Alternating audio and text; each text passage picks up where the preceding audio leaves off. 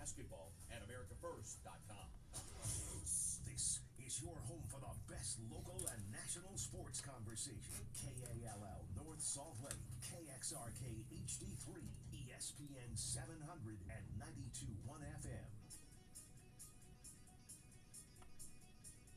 This is the Sean O'Connell Show, brought to you by Les Schwab Tires. Now here's OC on Utah's #1 sports talk, ESPN 700 and 92.1 FM.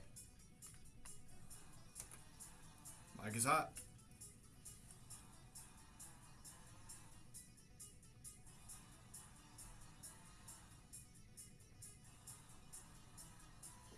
Happy Hump Day, everybody. Welcome to the Sean O'Connell Show. Glad to have you with us once again. Lots to talk about on the show today. Scott Mitchell, who you just listened to, is going to swing by. We'll talk a little more football. He had some interesting quarterback competition conversation on his show to get alliterative there. We have a little bit of fun, talk some bracketology. Tyson Ewing also going to join us. That's coming up here in about half an hour. The voice of Utah women's basketball. Big one tonight as your lady running Utes, your running Utes ladies, whichever way you like to say it, have a matchup with West Virginia. And, of course, Utah men's basketball in action against Arizona. That's going to be a tough one. And you're in a tough situation, obviously, if you're a member of that roster, if you're on that Utah men's basketball team, because you're playing without the guy that, you know, has been coaching you all season long. You're now hoping that you've got a good chemistry with the interim guy, who, by the way, what a tough job that is, because it seems pretty clear right now that your best case scenario as the interim head coach with a very short runway is to hopefully ingratiate yourself enough to the athletic department, the program, the whatever, that whoever the new head coach is, Alex Jensen, Andre Miller, maybe Chris Burgess, that guy recognizes that you did a good job with the players and you know, kept the ship from sinking completely, and they add you to their staff. Because it does not seem like he's going to be given a real shot at taking over as the permanent head coach at the University of Utah. Today's show, the Sean O'Connell Show, every day is brought to you by our friends at Les Schwab Tires. Tires, wheels, accessories, whatever it is you need for your car and whatever it is you drive, they've got it. The pros there will get the job done right the very first time. Go to Les Schwab, tell them OC sent you.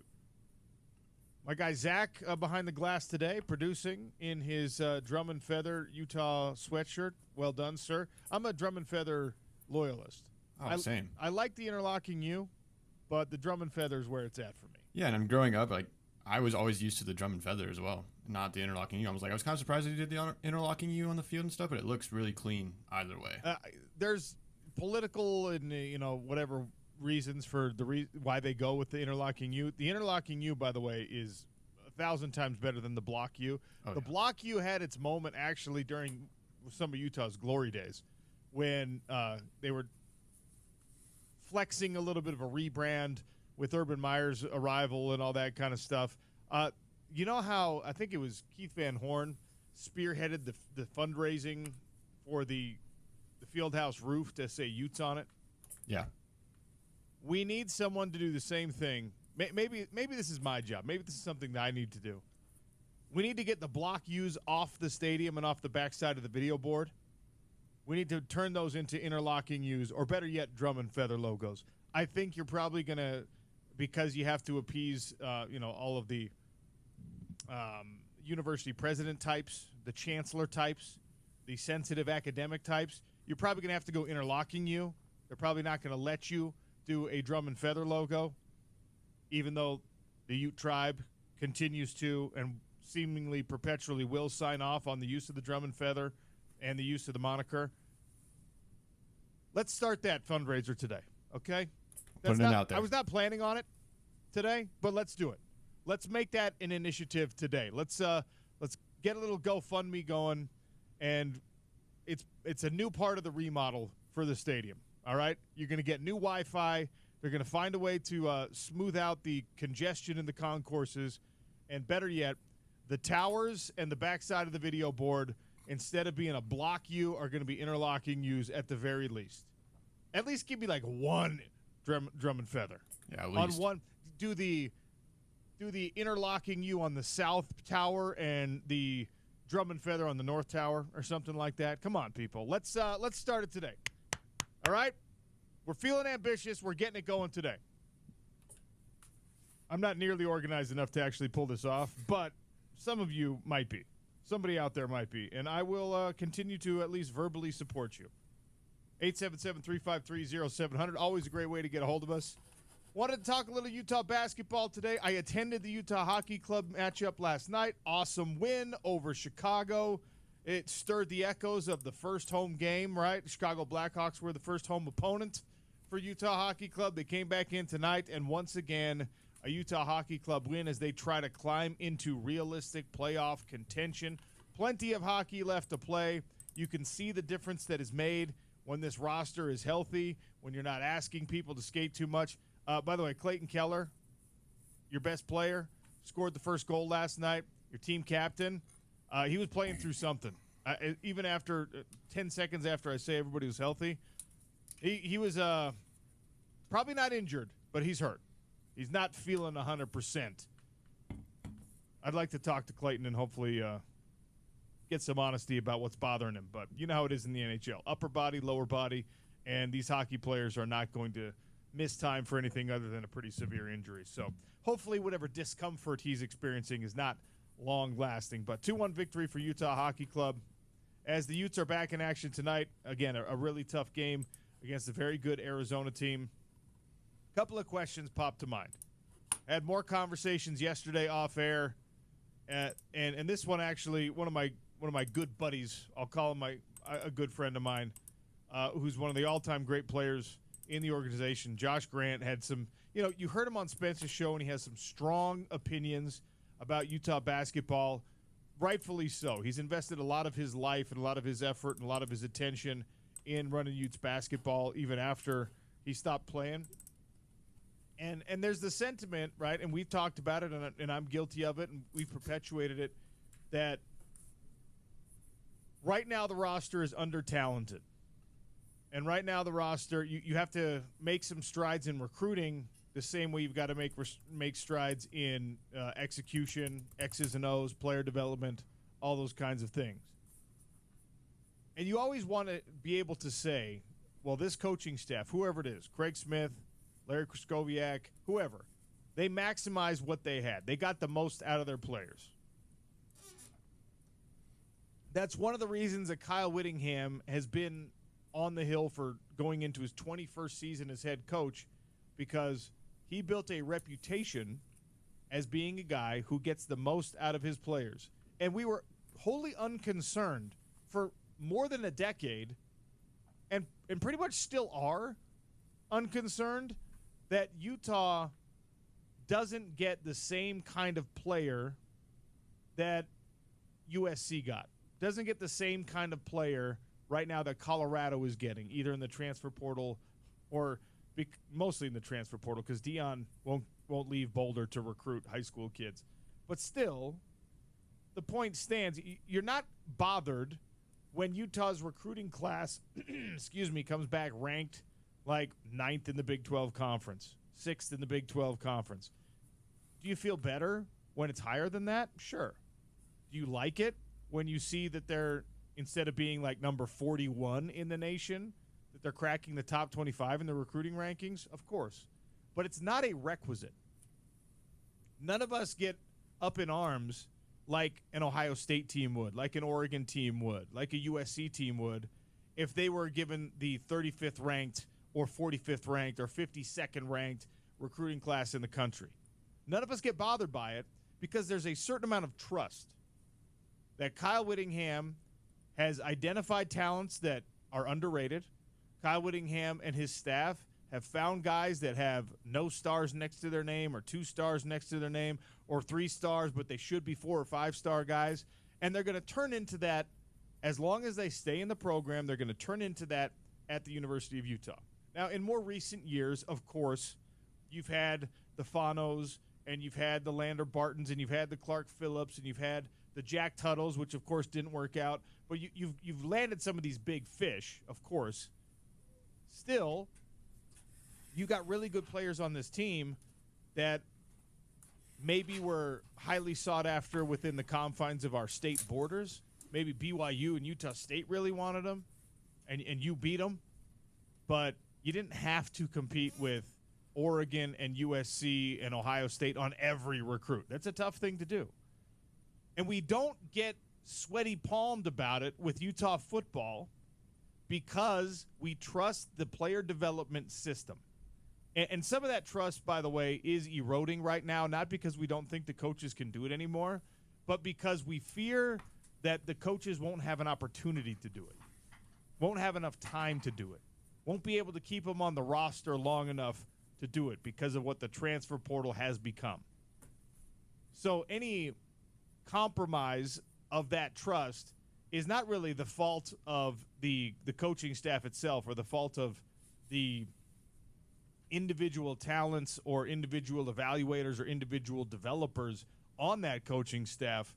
It's more an indictment against the system that exists right now in college football and a lack of trust for the priority of a young kid, of a young man who might get a better offer NIL-wise. And you might have a Jaquindon Jackson situation that I'm still on the side of, like, whatever. If it works out for that person, more power to him. Good luck to him.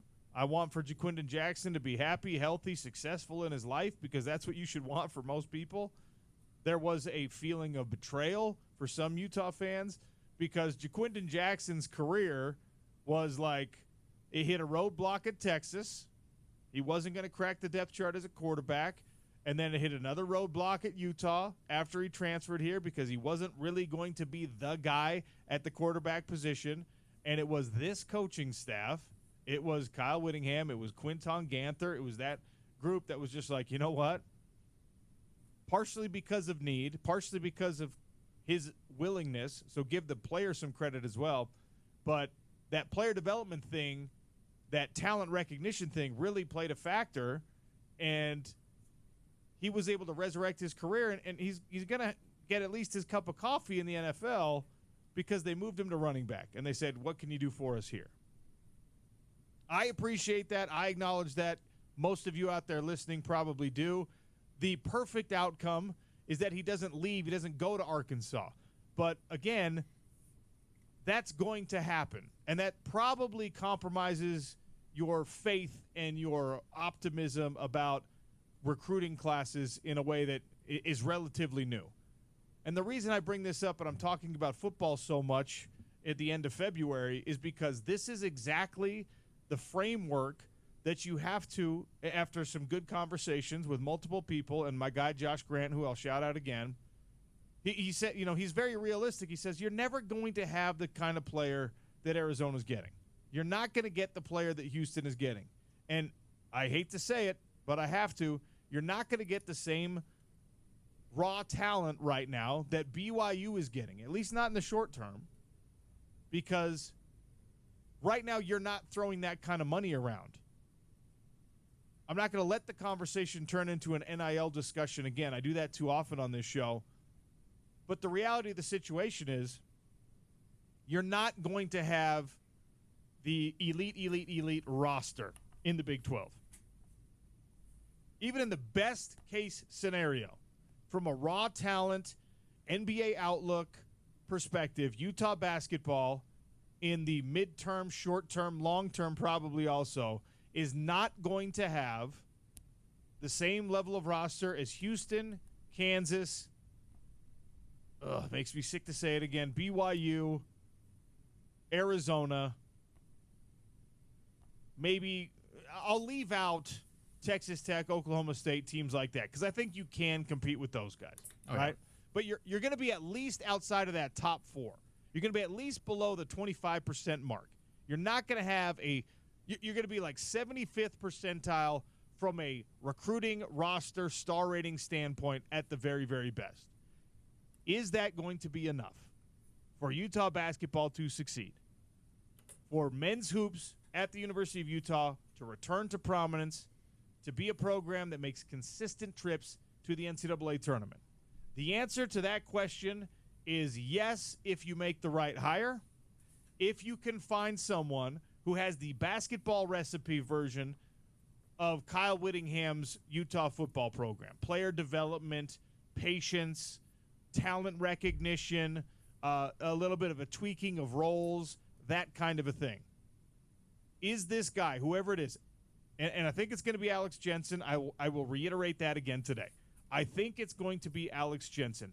I will be shocked, actually, at this point, if it's someone besides Alex Jensen. But I will be fine if that person is Andre Miller, or that person is Chris Burgess, or that person is Richard Pitino, who's demonstrated some of this ability already in his coaching career, or Jared Calhoun, who's, I know people don't want to do it again. They don't want to steal the Utah State head coach again. They think that, oh, that's not good enough. Look what happened last time you did that. A lot of factors have played in. Again, I think Craig Smith is a good coach. It was not a perfect recipe. That's fine. We've moved on. He gets his buyout. Everyone's going to be okay.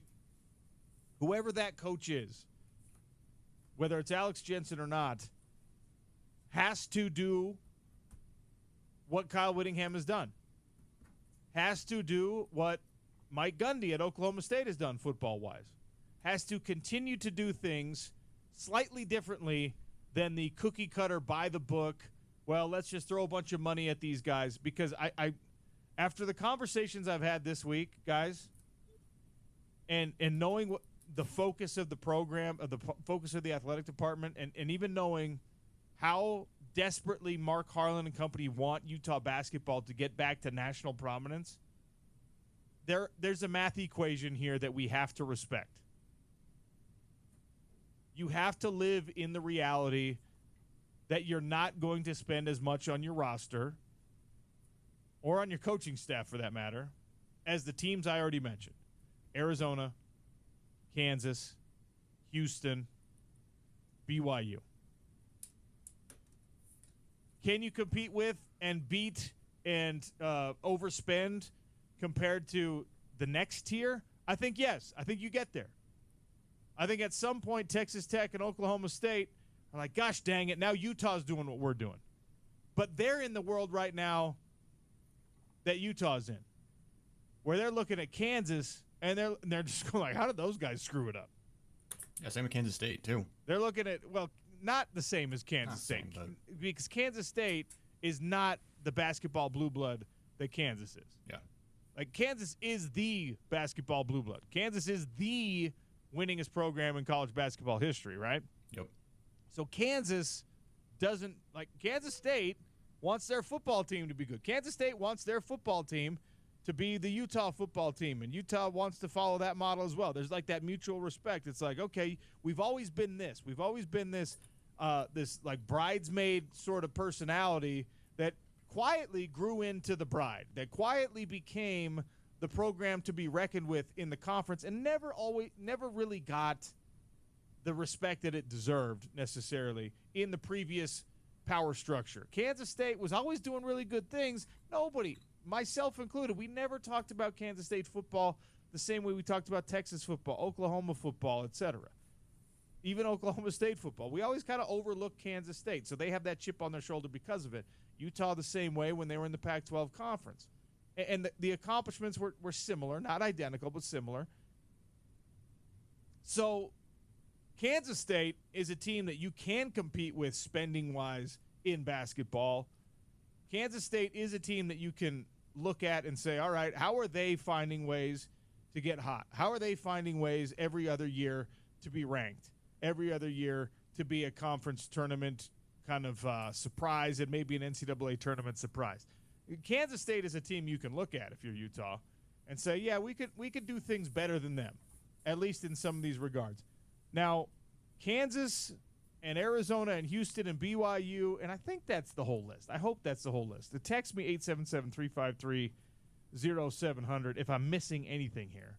If I'm missing a program here that you kind of have to, for now, set aside the expectation that you're going to get into a financial arms race with these teams. And so this coaching hire and the recruiting picture that comes with the coaching hire has to look different than what they are doing. The same way that Utah's football recruiting picture was different even in its its peak Pac-12 years, and certainly in the Mountain West years when you ended up being a top 5 team in the country, your recruiting picture was different and your development picture was very different. But even in the Pac-12 years where you were closer to the big boys, right, where you were arm in arm and shoulder to shoulder with Washington and Oregon and USC and Stanford and all these teams, you did it differently. You did it your way, and your way worked.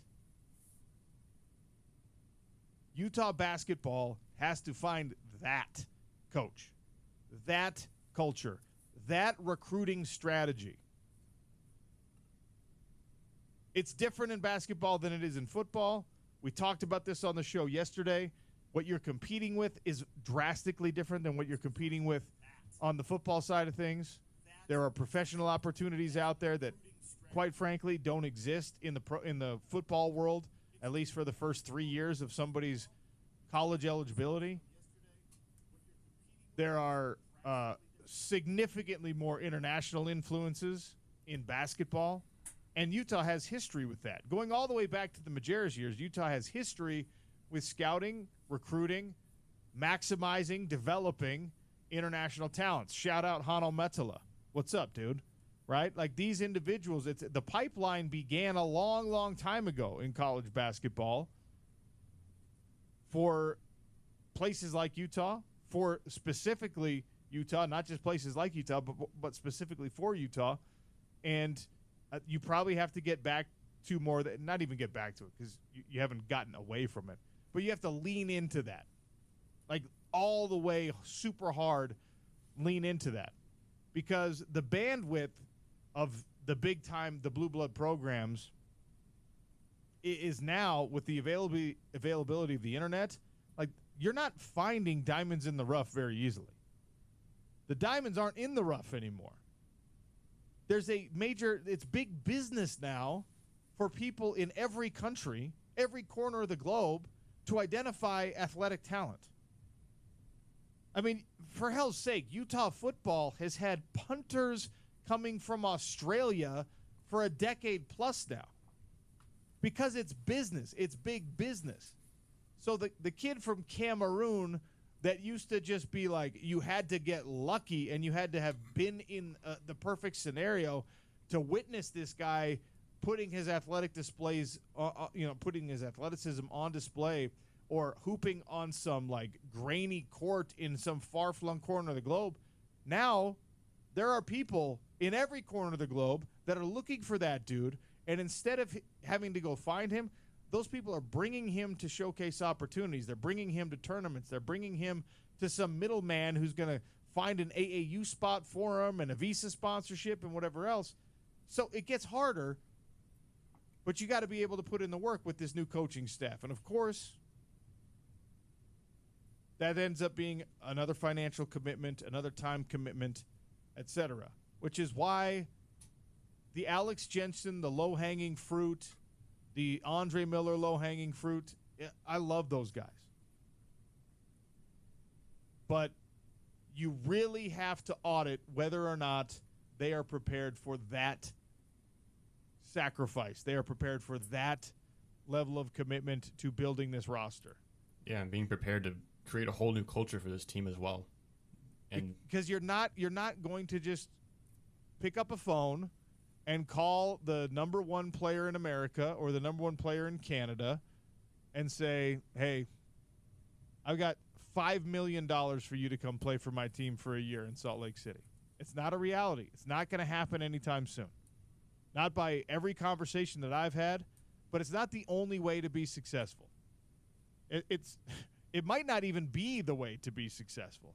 Yes, talent matters, but it's not quite so simple as that. I mean, when is the last time we saw the number one player in the country, the number one recruit in the country, just translate directly to a national championship for his team, or even a conference championship for his team? It's not a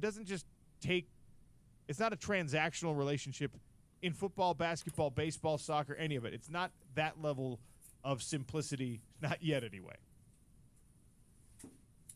So I had a lot of questions. I put them out on Twitter at RealOC Sports. Please go weigh in. Tell me what you think at 877-353-0700 if you want to weigh in with your phone calls. The Utah men's basketball program, the more I talk to people in the know, the more they're like, hey, live in the reality that you're in. You're going to get a good coach. That good coach is going to have to develop players. He's going to have to develop players that come to Utah because they didn't get an offer from Kansas. Or because they didn't get an offer from Arizona. And then that player is going to develop under you, Alex Jensen, Andre Miller, whatever. And then Arizona is going to call him and say, we've got more money for you than they've got. Kansas is going to send somebody to the house and say, hey, we have more money for you than they have. And then you got to retain that guy. The reality that you live in with Utah men's basketball is that your roster is not going to look like those rosters. Not even going to look like the roster 40 minutes south. But it doesn't mean you can't win. It doesn't mean you can't beat them. Because you spent a decade plus in the Pac-12 conference showing those guys that development and discipline and tactic and strategy matters just as much as that raw talent. And oftentimes more. And culture supersedes all of it if you have the right culture. So that's what you're hiring right now if you're Mark Harlan. If you're the booster, the donor that forced the hand or pressured for the hand to come down and chop Craig Smith, that's what the next check is hiring. The next check is hiring a culture that gets the most out of players that are not at Utah because they're the best guys in the country, because they're an NBA draft lottery pick, but because they came to learn basketball and to compete in a culture that matters. That's what you're hiring at Utah right now. And if you're not, guess what? We're having this conversation again in 3 years. If you're not identifying that right person, if Alex Jensen is not that right person, we're doing this again 3 years from now. And we're talking about the buyout, and we're talking about how do you rebuild. The reality that Utah lives in right now is that you can win, you should win, you will win, but you're not going to do it with elite megastar talent. So you better go find the basketball version of Kyle Whittingham who knows how to develop guys and build a culture. All right, got to take a break. Utah women's basketball has done this. And you know, even as I say, you're not going to get the 4-star guy, the 5-star guy. Utah women's basketball, we could have had that conversation about them even 5 years ago. Certainly 10 years ago, we could have been like, yeah, you're never going to get number one level players. Guess what? Utah women's basketball is getting those players now. Why? Because they built the culture, and that success breeds success. So we'll talk about how that was done with Tyson Ewing, and maybe he'll have some ideas how it can be done for men's basketball. Sean O'Connell Show just getting started on a Wednesday. ESPN 700, 92.1 FM. Want to listen to Utah's #1 sports talk from home? Just simply say, hey Alexa, play ESPN 700, or hey Google, play ESPN 700, and get Utah's best sports talk, Utah football and basketball, all on your smart speaker at home. Stay connected at home or on the go with Utah's #1 sports talk, ESPN 700. Texting enrolls you into recurring automated text messages. Consent not required to purchase. Message data rates may apply. Hey, Dan, how you doing? Haven't seen you around the gym for a while. Yeah, I've really fallen off. Since I turned 40, I just don't get the results I used to get. Could be lower testosterone. All right. Yeah, I went through it a while back. Once you hit 40, your body has less free testosterone. I got Nugenix Total T, and it's made a huge difference for me. I've seen that ad on TV. Is it for real? Oh, yeah. The key ingredient is something called Tesnor, which helps boost free and total testosterone levels to help you trim up and stay lean. And it's made a difference for you? Man, I feel like I'm in my 20s again, at work, in the gym, and in the bedroom. Are they still giving out complimentary bottles for people to try for themselves? Am I calling Scott or is he in studio? Am I calling Scott? No, Scott is going to be in studio. Okay, perfect. Perfect. I just realized, I noticed you figured it out a little bit on your own, but I just realized I didn't have a chance to go over those new graphics. I wanted to. You've got this. You got this on, which is great, but we want to have the Les Schwab corner bug on too. I'll wait till you come back. That just puts it up in this corner here. Since So you want they're me to the have it title up? sponsor, so have the show one and that Les Schwab, and we have this. Yep, I one noticed for that too. Yes. Yeah, and I'll fix Do we that. have a Tyson Not yet. gesture? Anyway, you can maybe just, since we're kind of coming up to it, leave it as the 700 logo, and then you just tap it. And then Yeah. And I would do his name, not the Twitter handle. Yeah. Wait, that happened to be his name, but Yeah. and you just hit next, and then done. And Yeah, it'll because I save it. had to edit this part, but it seems that was crosstalk. Yeah. Cool. Cool. Message and data rates may apply. Chase Bank NA, member of FDIC. Yo, Spence Checketts here from our good friends at Prize Picks. The second half of the basketball season is here, and the race to the playoffs continues. On Prize Picks, the best place to cash in on your favorite sports. Download the Prize Picks app today. Use the promo code ESPN 700 to get $50 instantly when you play $5. You must be present in certain states. Visit prizepicks.com for restrictions and details. You want to hear all the biggest sporting events, both locally and nationally? Keep it tuned right here to Utah's #1 sports talk, ESPN 700. This is an ESPN 700 Sports Center update.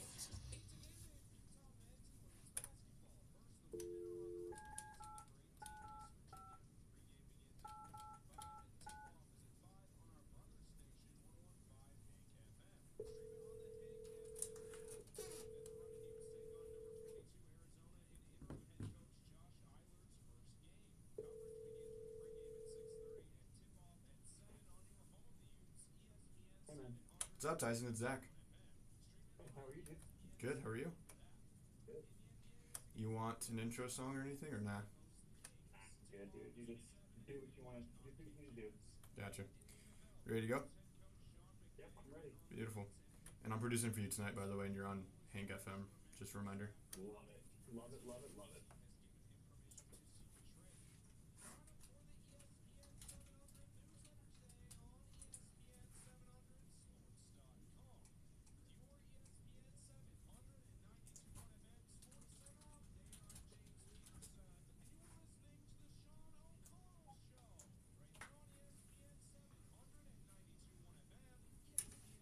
Tyson's good to go. Streaming live at ESPN 700 Sports Utah on YouTube.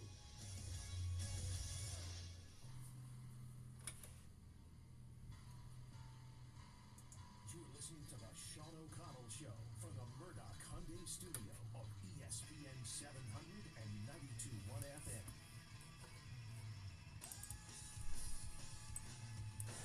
Jillian Hayes misses the fall away, Jay. Maddie Wilkie in transition, fires the three. She can't hit it. Reese Ross skies in for the offensive board. Back to Kennedy McQueen. The three-pointer. Nothing but nylon. Mike is hot.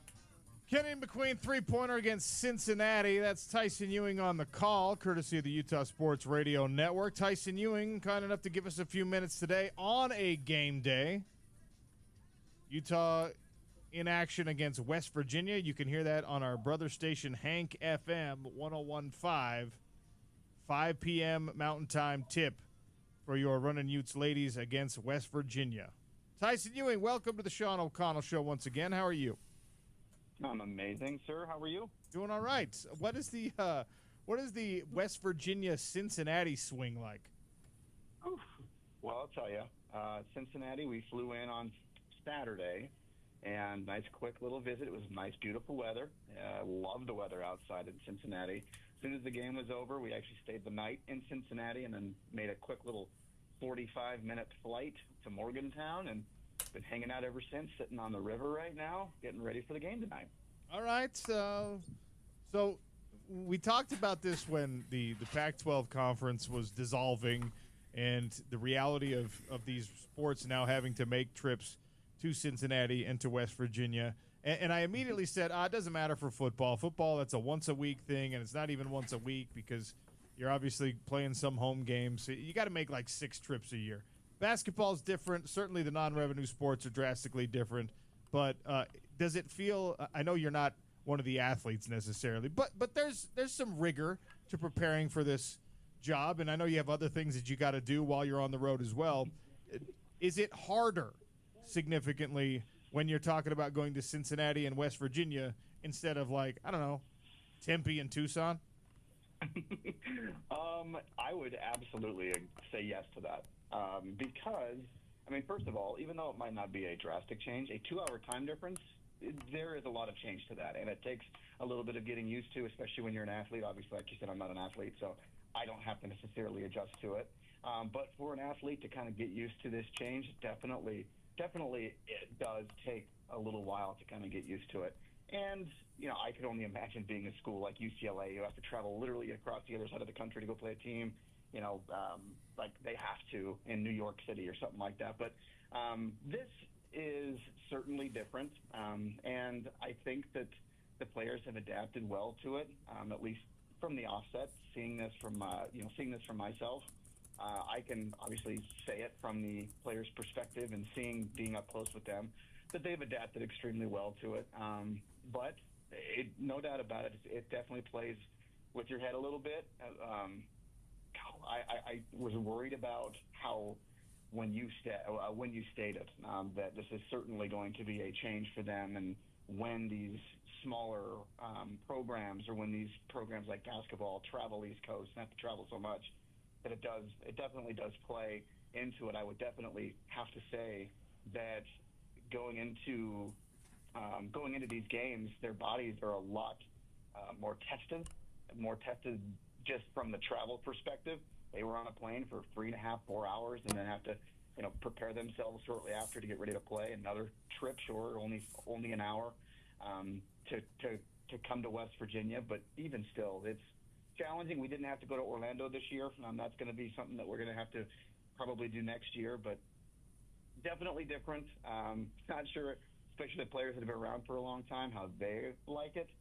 Me as, you know, a father, and as, you know, I have a full-time job, it's not the easiest for me for my schedule, but I've adapted to it. You know, long-winded answer, but I would just say that definitely a change. Players have adapted well. I'm still trying to get used to it. Before we get to the particulars of a matchup against West Virginia, I started the show today talking about what Utah men's basketball, the situation they find themselves in, where you know, you got to hire a new coach, and the program clearly needs to go in a different direction. And I've had some conversations, multiple conversations with folks a lot closer to things up there who, and when I'm talking about player personnel, the realist that I discuss things with is, hey, you're not going to, you have to find a way to win with less. You have to find a way to succeed without the blue chip prospects for the most part. And that is a place that Utah women's basketball found themselves in kind of at the beginning of the Lynn Roberts era. And yet, as the success came, and there was a basketball style change in there, and obviously there was some growing pains, a lot of growing pains in there. Mm-hmm. But that's no longer true. The blue chip prospects, I mean, you're getting women drafted into the WNBA draft. You're getting blue chip prospects. You got 5 stars coming next year, mm-hmm. right? And so you don't have to have that conversation with Utah women's basketball, not at this moment. How does men's basketball do that? Because it is a build. It's a slow build, but they could do it if women's basketball could do it, I suppose.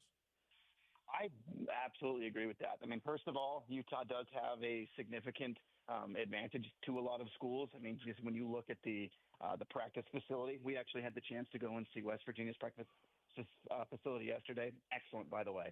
But it does compare to what Utah has. We have a great practice facility. Obviously, we don't necessarily have the NIL is coming, I believe, but maybe not as great as some other programs. That definitely plays an aspect to it.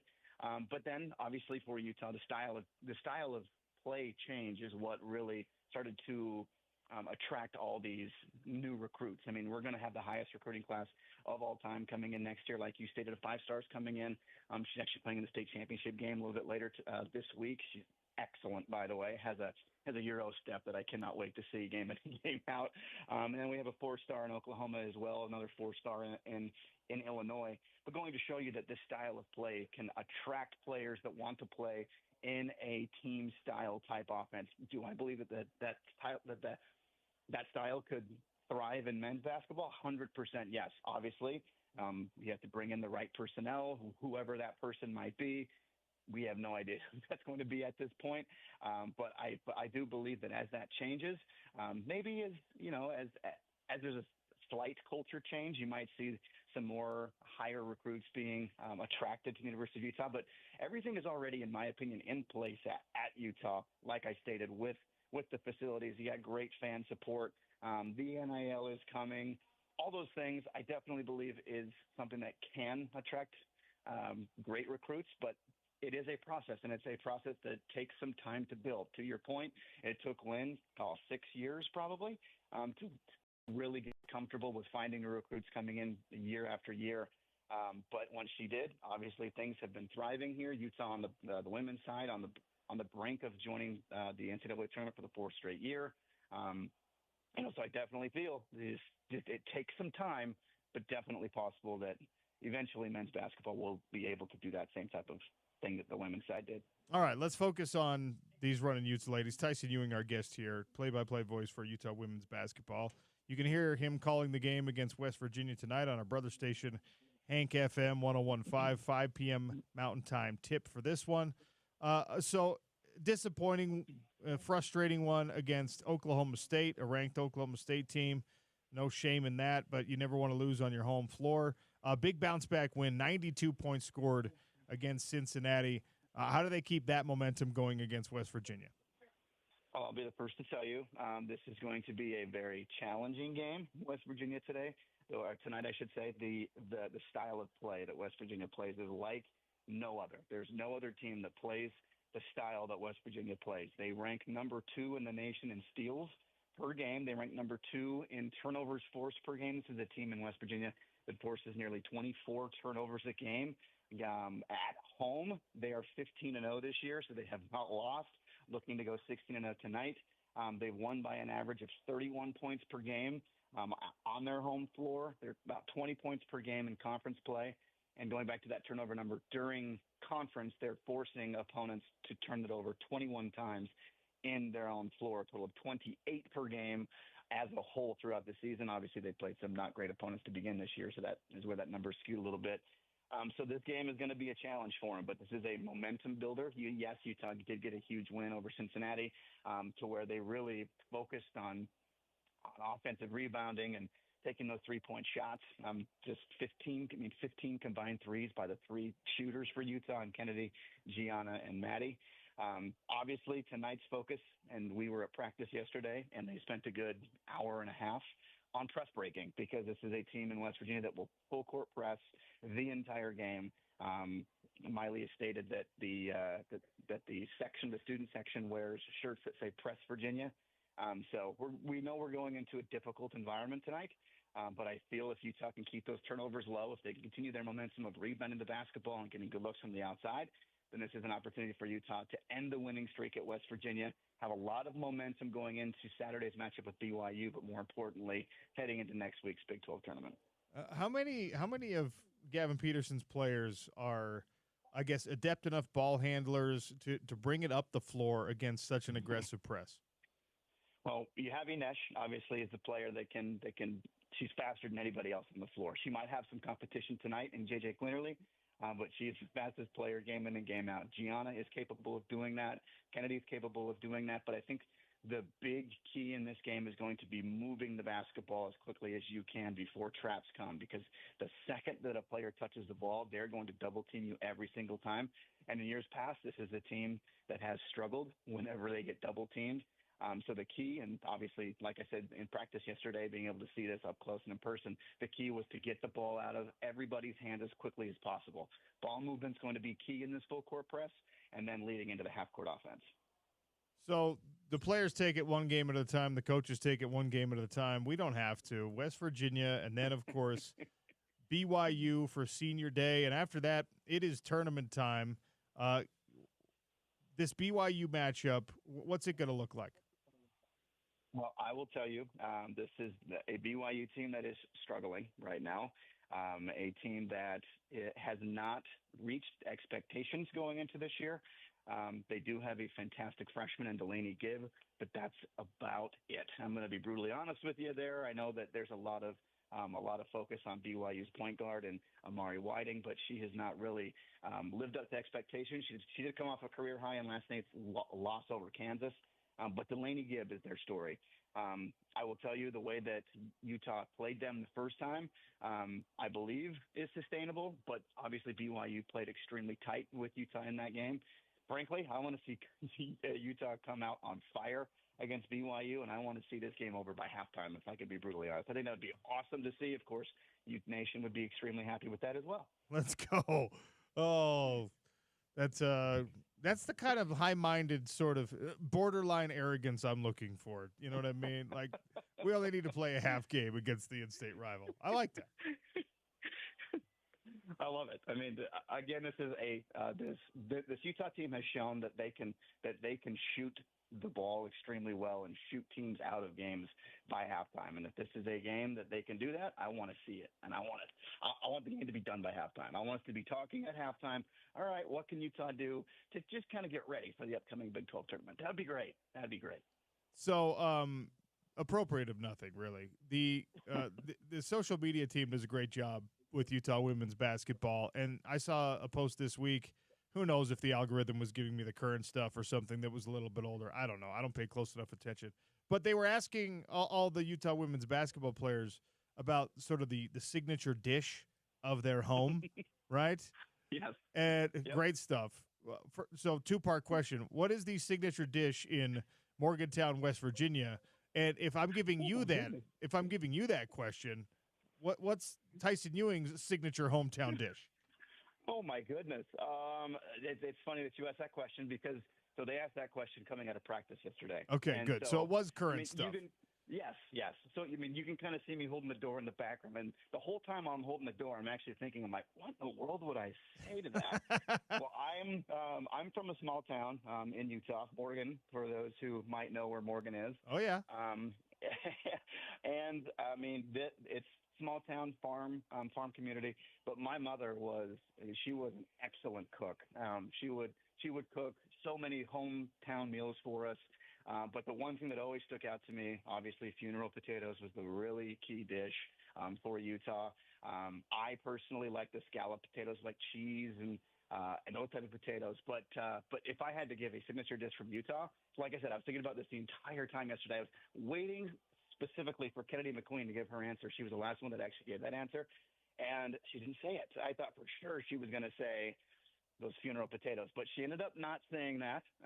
So I was a little bit disappointed in her. Kennedy and I grew up about 10, 15 minutes away.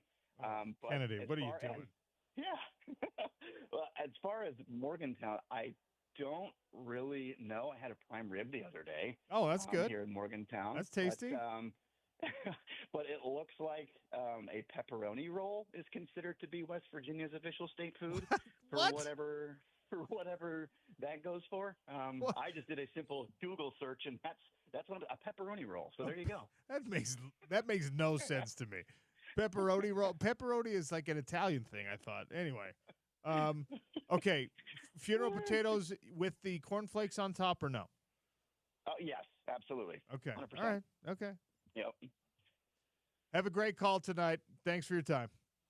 Appreciate you, brother. Great stuff from Tyson Ewing. That is, if you're going to give the Utah signature dish, that's got to be on your short list of answers. The funeral potatoes. We're known for that stuff. My only big problem with funeral potatoes is that we need to settle on the right way to prepare them. We need to settle on the best recipe, because there's too broad of a range, and you can have the best ever funeral potatoes. And then some people, I'm sorry, it's just not good. The way you're making your funeral potatoes, not good. You're not cooking them long enough. The cheese isn't melty and crusty on the edges enough. You haven't caramelized any of those fats. I mean, come on, people. If you're going to make a signature dish for the state, put the real effort into it. And let's come to more of a consensus, please. All right, hot lunch is coming next. As long as we're talking about food, might as well get to the hot lunch here. Luka Doncic had his Dallas revenge game. Now, he did not score nearly what I thought he was going to score against his former team, but he did have a triple-double. And what comes out immediately after he pulls off the performance and the win? Well, more reports, #reports, from Dallas insiders about just how bad it was getting in Dallas and more justification for the Luka trade. We'll get to some of that here in just a second on the Sean O'Connell Show, ESPN 700, 92.1 FM.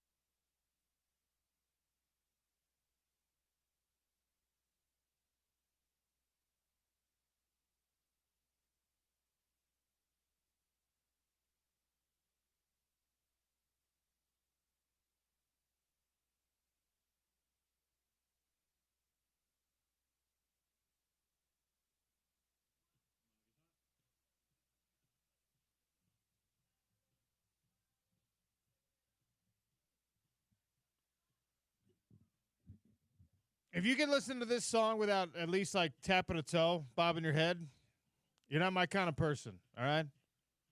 Bruno just knows how to get you moving. ESPN 792.1 FM, Sean O'Connell Show, and we are pleased to announce Simple Plan and Bowling for Soup. We're coming to the Plaza at America First Field August 16th. Tune into the Drive with Spence Checketts for your chance to win a pair of tickets this week. All right, little hot lunch, and then we'll get to Scott Mitchell. I think he's still in the building. We might get him in studio, talk about the NFL Scouting Combine some more. He had an interesting quarterback conversation on his show today. Down and Dirty with Scott Mitchell precedes me now on our ESPN 700 airwaves. Highly anticipated NBA game last night. Luka and the Lakers against the Dallas Mavericks team that not only traded him away, but then stepped all over themselves talking about why they traded him away, and then spent a bunch of time eating their words and chewing on their own socks. They're like, well, I underestimated how upset people would be when we traded away our generational superstar at age 25. Like, they just, everyone in that organization, Nico Harrison, the basketball CEO whose name escapes me at this exact moment, everyone just needed to, like, take the L and just go away.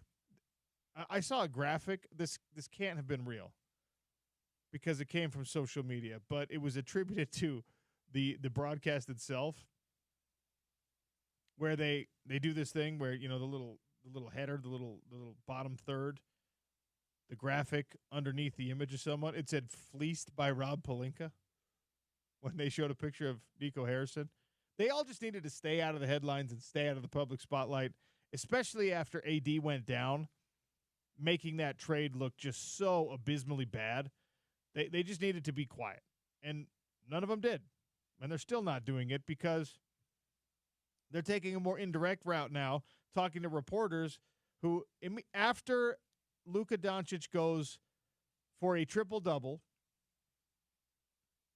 by his own standards, a pretty pedestrian triple-double, if we're being honest. 19 points, 15 rebounds, 12 assists. So, great performance for him. LeBron added 27 and 12. I do have to be fair. Kyrie Irving had 35 points, 7 rebounds, and 4 assists in this game to lead all scorers. But clearly Luka was out there. He proved his point well enough. And then the reports today like, hey, but really, though, they hated how much he liked to drink beer and smoke hookah. And so I went to Twitter, and I just wanted to get a little feeling on the pulse of the average fan. More reports out of Dallas confirming that the Mavs traded Luka in large part due to his bad health habits, because he doesn't take care of his body the way that a lot of professional athletes take care of their body. He's 25 years old. His weight fluctuates pretty aggressively, even right before seasons and sometimes in season. Are those good enough reasons to move on from a star? There are actually 29% of people who responded to this poll that believe the train wreck is coming. That Luka in the next, 1 to 5 years is going to become a liability because of his bad habits. 71% of the people who are responding to this poll said, well, no, look, he's worth the hassle even if you don't like that because he's so talented. And then I got to thinking about, well, where do you draw the line on the garbage you have to put up with? I'm going to actually get into this with Scott Mitchell because I've been on rosters. He's been on a lot more rosters than I have, where, look, some of your teammates are just not good pros. Some of them are not good teammates. Some of them are not good people. And how much are you willing to tolerate based on their talent? Nobody got mad when Michael Jordan was smoking cigars all the time. Yeah. The Bulls were never like, hey, Michael, let's not have you do that anymore. Michael Jordan, during his career, and to my knowledge after his career, did not shy away from consuming an adult beverage either. Right? So these are the things that the Dallas Mavericks didn't like about their 25-year-old. He's a bad body guy. Even if, I promise you this, Luka Doncic is a bad body guy, even if he is the most careful dieter in the world. Some of us just have bad genetics and don't look awesome. Yeah. And that Eastern European thing, like, yeah, they get good height, they get size. It's so hard to find a shredded Eastern European that's above 6'5". Yeah. Right? Look at their water polo teams. Those guys are constantly working out. That's part of the reason why water polo is so successful over there. They have the right build for it. They're passionate about it. They have the right build for it. They're these big, long-limbed dudes. Not one of them is shredded, which is actually true of a lot of water polos, a lot of water polo players. But so Luka, Dallas, like doubling and tripling and quadrupling down on like, yeah, but he smokes hookah and he drinks. You just have to stop. Yeah. Just take the L and know that all of us are laughing at you.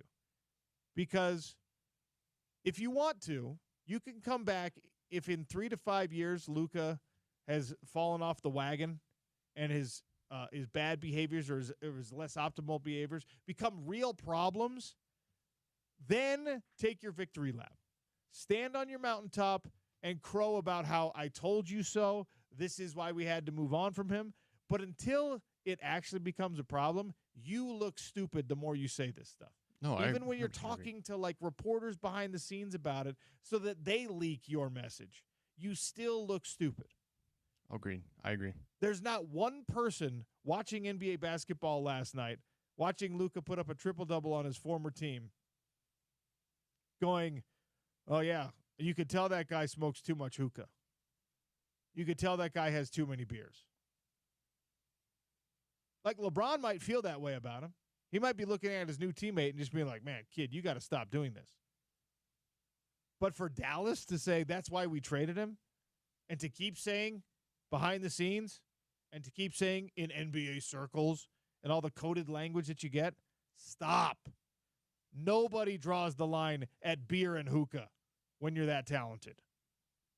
We're going to find out where Scott Mitchell thinks teams should draw the line. When it comes to suboptimal behaviors, bad behaviors from pro athletes, where do you actually draw the line and say, all right, no matter how talented you are, that's not worth it? We'll talk about that next with the Utah football legend, longtime NFL veteran. That's in 3 minutes on the Sean O'Connell Show, ESPN 700, 92.1 FM.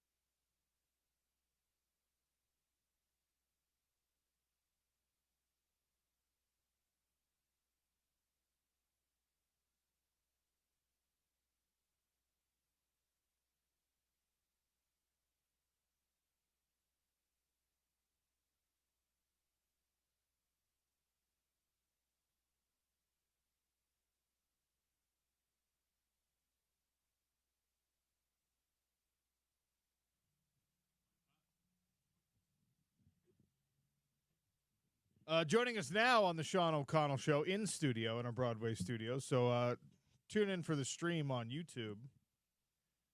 Host of Down and Dirty with Scott Mitchell. That's what they call him, Scott Mitchell, the Utah football legend. Hey. You got to turn on Scott's mic. Okay. Go ahead. I mean, you can't. It's optional if you turn the mic on. Well, maybe you don't want to hear what I have to say. I do, though. We want to hear what you have to say. How are you? I'm doing good. All right. Yeah. Having fun with the show. It's fun. It's like a sprint. You know, you start and you run as fast as you can, and then it's over. But you're a sprinter, so of course, it works. Yeah. All right.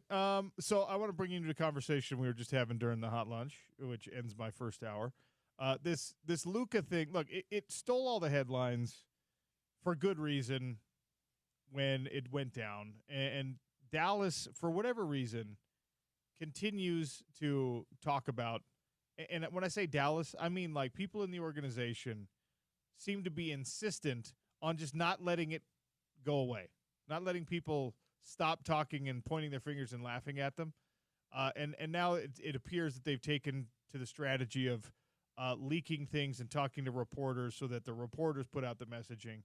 And all of it's the same. So I don't know why it continues, but hey, they didn't like how much Luka gains weight in the offseason. They didn't like how Luka drinks so much beer. They don't like the fact that Luka enjoys hitting the old hookah pipe, which is the funniest thing in the world because it's like a very 2005 social activity to like go to the hookah lounge. But Luka's into all this stuff, all right? And everyone, you know, they call him the vaping 25-year-old. It's a generational thing, whatever. That's not where you draw the line, in my opinion, on someone that's hyper-talented. Now, look, I was an athlete who could not afford to do things like that. I never did any of that stuff. So you didn't do the hookah? I'm not a hookah guy. Okay. I don't drink. I've never drank. I've never done drugs. I played with people who were far better athletes than me, far more talented than me. Same thing in my fighting career, trained with guys who were complete maniacs. Yes. And they just had the wherewithal to overcome all of that, to still be successful, be good, be talented, despite all that. I was never that guy. And even though I don't love that stuff, I still recognize, I think, and acknowledge that, like, that's not where you draw the line if you're the Dallas Mavericks. Like, hey, we don't. He drinks too much beer, so we're going to give up his 30 points, 12 rebounds, and 10 assists per game. Right. Where's the line? Where's the real line, Scott? Is it criminal activity? Is it you're a bad teammate? What is it? I don't even know why you're even talking about a line because there is no line, right? Okay. The line is if you can play for me during the game time, right? If you are productive, if you're amazing, and we win, there's the line. Okay? So beyond that, I really don't care. That's why you see these teams. You'll see these guys with criminal records. You'll see these guys with whatever issues, and the teams don't care because they're like, you do you when you're away from this, but if we can get that production out of you, we're going to do it. Dennis Rodman, right? They go, Dennis Shuko be Dennis Rodman, but come out here and give us 15 rebounds a game, and just be annoying, and in fact, if it helps you to be annoying, then you go be you, right? And I saw that my entire career, like with players, like it's shocking the things that you see, and it never impacted performance, and guys would go, okay. We got to stop going out Thursday night. And going out Thursday night meant coming home Friday morning. Friday morning at 4 a.m. Yeah. Right. So, and then it was Thurman Thomas was my neighbor in Orlando, Florida. Okay. And so Thurman was Hall of Fame, played 15 some years, highly productive. Frank Reich was a backup, and Frank and I were teammates in Detroit for a couple of years. And he was telling me stories about Thurman Thomas, Bruce Smith, who played 17 years, Hall of Famer, had an unbelievably productive year. Darryl Talley, who was a linebacker who should be in the Hall of Fame, he was another 15 years. So these are guys that played between 15 and 18 years in the NFL. Went to 4 Super Bowls. And they would go out every Friday night, and they would be drunk. They would come They would come back to practice on Saturday wearing the clothes they left on Friday, and they were drunk. And they would get sober. They would sleep off a hangover on Saturday and go play on Sunday. So I asked Thurman when I go, is it true? Like Frank Reich told me the story. He goes, no, it wasn't true. He goes, we were drunk during the games. He goes, we weren't. We were going out Saturday night. There was no, and we all made a pact with each other. We're just like, okay, if we're gonna do this, we better not screw it up. So these guys had Hall of Fame careers. They went to 4 Super Bowls, and they were never. And he goes, we might have won a Super Bowl. Okay, we might have won one of those 4, maybe if we weren't drunk.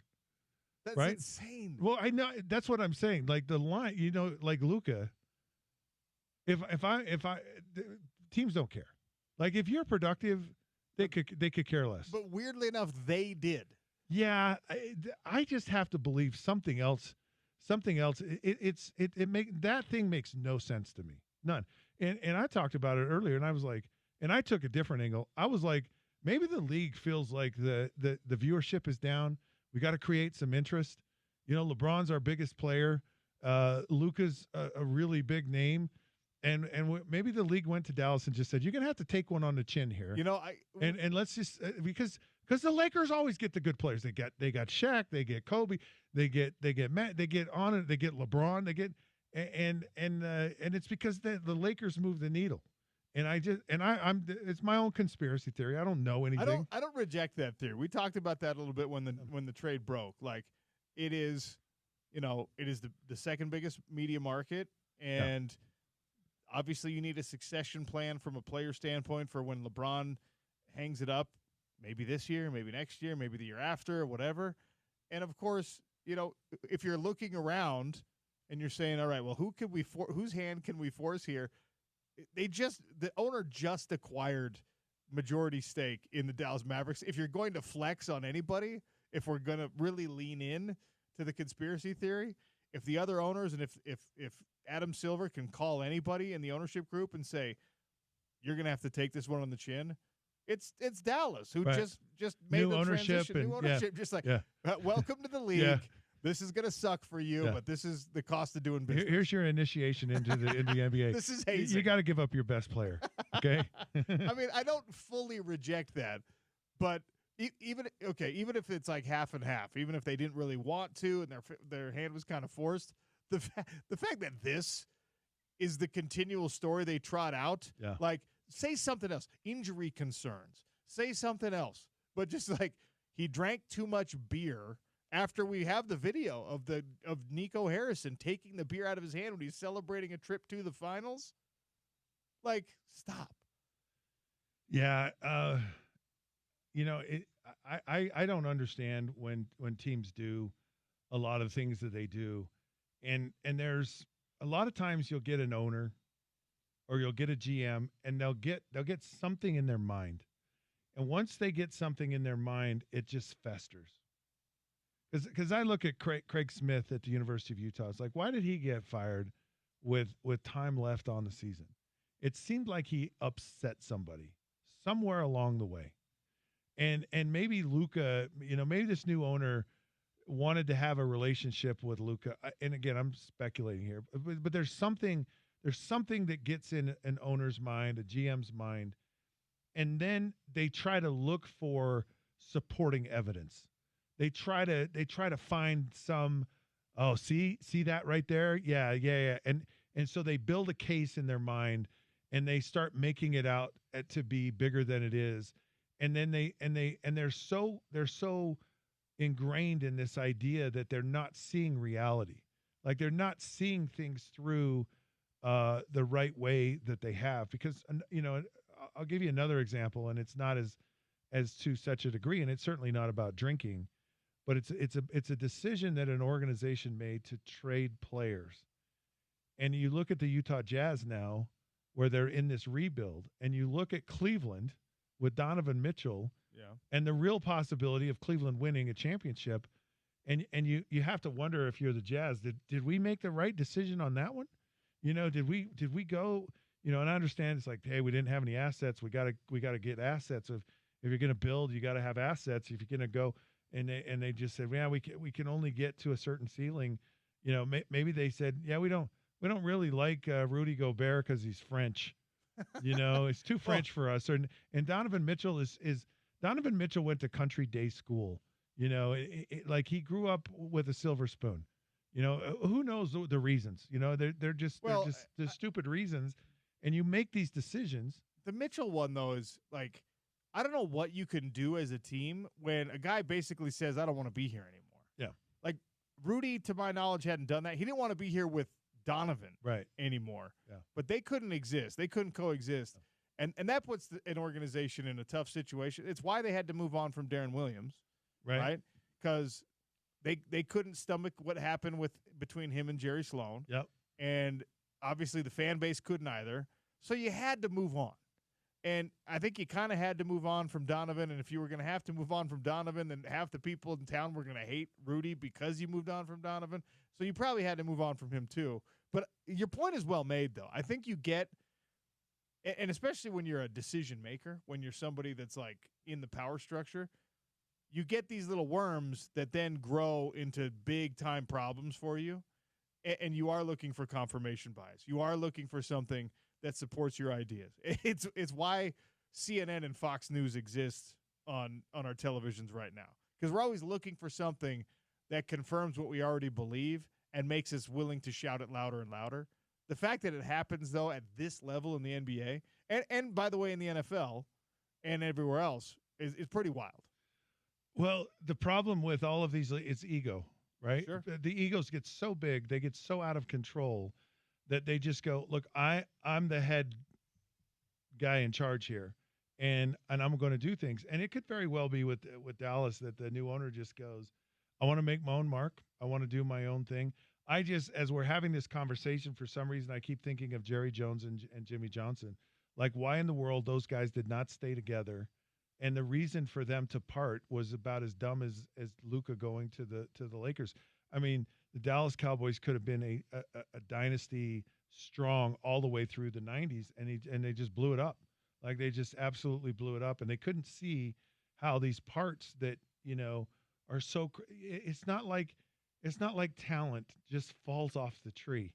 Like, you just don't get Emmitt Smith and Troy Aikman and Michael Irvin at your doorstep every freaking day. You can't go out and just magically recreate that on a whim.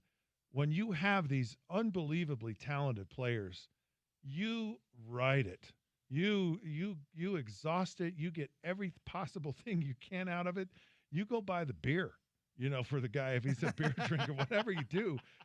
You know, Luka, we got you some hookah. Look, what's his the coach for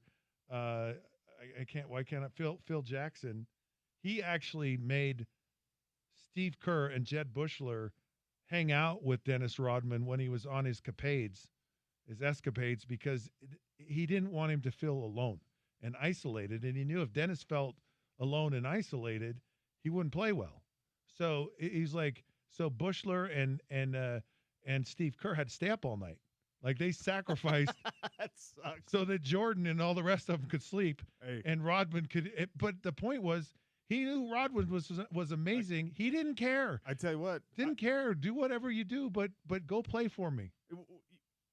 You experienced this probably a million different times as an NFL player. I never had that level of success, or really any level of success football-wise, but I came from a high school program where the coach was very old school, and he instilled this sort of idealism in me, whether that's good or bad, or just if you work hard, you're going to be successful. I worked my ass off, didn't have a lot of success. We didn't win a lot.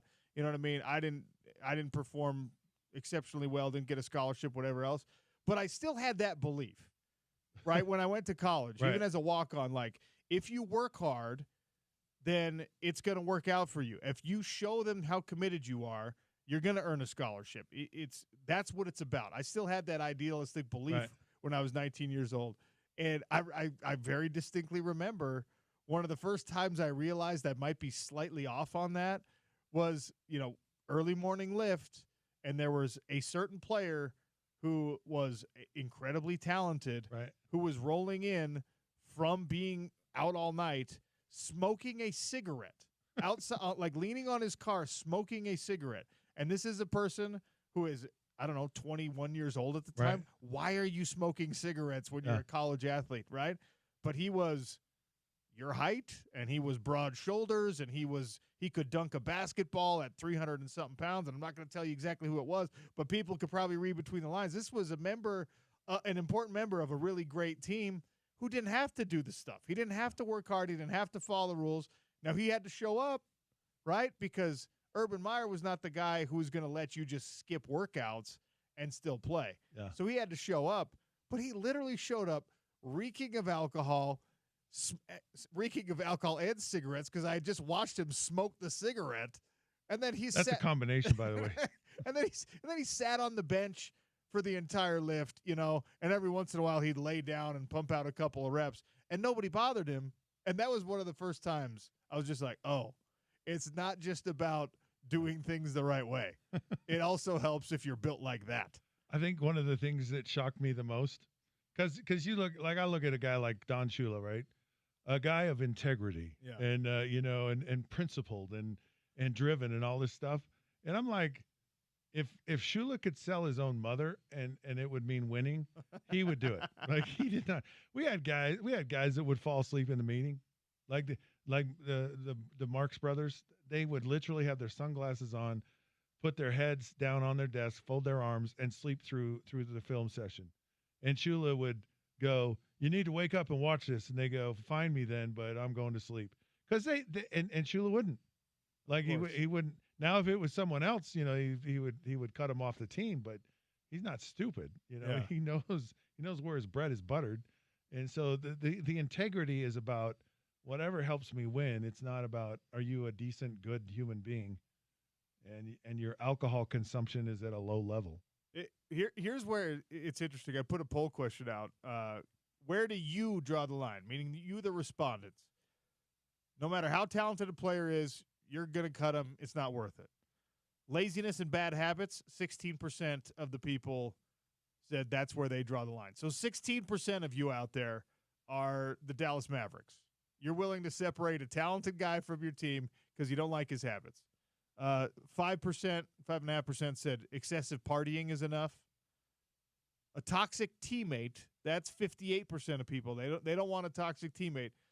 Played with a couple of those, and guess what? When they're talented enough, they still stayed on the roster and on the depth chart at number one.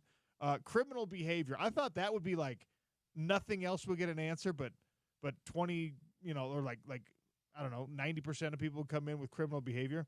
18% of people say criminal behavior is where I draw the line. See, I don't care about Luka's drinking and whatever, hookah, whatever it is. He just annoys me with his whining. It's just like he's always, you've watched the NBA, right? Yeah. Well, no, I know. That's everybody. I know, and that's the thing that's annoying to me, right? So if I had something that was annoying about Luka, to me, it would just be the whining. And I'd rather not have a guy on my team for that than anything else. Okay. You're just a whiner, Get rid of the whiners. Scott Mitchell, the GM, cutting or trading anyone who whines. You don't have anyone on your team if you're an NBA GM. Well, see, and that's why I don't do that. Because I think they should make it against the rules to whine. Flopping and whining, you should be fined and you should be suspended for, especially flopping. Well, they did that for a minute, and then the referees were like, "We're not going to enforce this. It's going to be because flopping's so subjective. You can't tell when a guy flops. Yeah, I guess. These amazing athletes that never fall over and just magically and the fines for all flopping become so cloddy and unathletic. I think they started at $5,000. By the way, the fines for flopping, which in today's NBA, that's a tip, is $1. I mean, it just doesn't matter to those guys. I don't want to let you get out of here without asking you some combine questions. There's, it's happening right now. Everyone's descending on Indianapolis, and you had to experience this poking and prodding and all that kind of stuff. The conversation around the quarterbacks in this one is really, really fascinating to me because we came in being like, oh, Cam Ward or Shedeur Sanders is going to go number 1 overall to Tennessee. And now the Titans are willing to potentially move off that pick or maybe just go with, I don't know, a pass rusher at number 1. that tells me that the NFL does not think that Cam Ward and Shedeur Sanders are day one starter, generational. Like these teams are looking at both of them and saying he's not the guy. Yeah, it's the quarterback's so hard. I mean, if you look historically through the first round, half of first-round draft choice quarterbacks fail, regardless if they're the first pick or wherever in the first round. So it's a 50-50 proposition no matter what if you take a guy. And it's hard with these guys because I don't think they, from a completeness, Cam Ward certainly very athletic. He's gotten better at throwing the football, and because you've watched a lot of his career and a lot of his development. But a lot of those inaccuracies are massively compounded in the NFL. Shedeur holds on to the ball a long time. His ability to get rid of the football is like imperative in the NFL, and holding it a lot, could become a problem. I'm not convinced that either one of these guys will be the number one pick in the draft. Maybe they are first rounders, but and maybe they're better if they go later in the first round to get in a better team. There's also a weird thing that goes on in the draft that there's a lot of disinformation, and a lot of teams, they'll know early on. Tennessee Titans will know way before the draft. It's possible that they know right now what they want and who they want, and now they're just it's all the gamesmanship that goes on, and it's trying to find out if we can get some dumb team to trade whatever for us if they really want to jump up and get the quarterback and do that. And we're fine with that because we're still going to get our guy, or maybe they just go, you know what, the guy we have is really good because the Carter guy's really good. Hunter at Colorado is really good. I mean, there's a lot of really good players that can make a huge impact on your team that aren't quarterbacks. And if I was like absolutely, I think the thing with Shedeur that gets a little tainted is he's Deion's son. Sure. And so you have to separate that he's not Deion Sanders. He's not playing this position Deion played, and the position he is playing, he's not playing it like Deion did when he was that. And I think if you can kind of separate that out, you can get a more realistic evaluation of who Shedeur Sanders is. But if I have to pick a quarterback this year and those are my options, I would be scared. I would be really nervous about who I pick. Well, I asked the question the other day, and I don't know if I extended it to you, but you can draft one of these guys, right? If you're a quarterback needy team, you can draft one of these guys. But also Matthew Stafford's on the market and Sam Darnold's on the market. And those guys are everyone rookie coming in, very different type of pick than trying to go get Matthew Stafford, who's got 2 or 3 years left, obviously, and Darnold is kind of in the middle of that range. He's younger. He hasn't had Super Bowl success. Stafford has. He's set a bunch of records. He's played, he's put up a bunch of big numbers. So I'm making you GM. Which one of those guys are you going to get? Ward, Sanders, Stafford, Darnold, I don't know, Jackson Dart if you want. What are you doing? Well, if I'm a team that's like really close to winning right now, then you take the older guy, sure, right? Because when you have that, it's hard to have a really good football team and then a really bad quarterback, and it just work. So you don't want to do it. But if you luck out and you get Jaden Daniels, and you get Brock Purdy, and they make you a really good football team like a contender, you could. I don't see these guys as that. I'll tell you, Matthew Stafford, to me, I think is one of the most underrated quarterbacks in the NFL. You talk about, everyone goes, well, who are the top guys? You go Patrick Mahomes, Josh Allen, we really like Joe Burrow. Yeah, Lamar. We like Lamar. Stafford doesn't get mentioned to maybe 7 or 8. Justin Herbert might get mentioned before him. Matthew Stafford's unfreaking believable. Like talent-wise, he's so good. And I think he gets marred because of the early part of his career when he was in Detroit, which will ruin any quarterback. You go to Detroit, it's horrible. And so, but what would you know about that, Scott? Yeah, I don't know. But he's so good, and he was so good last year. I mean, and he was good in the playoffs. I mean, if I'm the Rams, I don't like any of these quarterbacks in the draft. I stick around with Matthew Stafford for a couple of years. I don't know that I get rid of him, and maybe they're in a cap situation where they can't afford him. I don't know, but. There's a Pittsburgh Steelers. You put in Matthew Stafford on your football team, it changes you significantly if you're a team like that.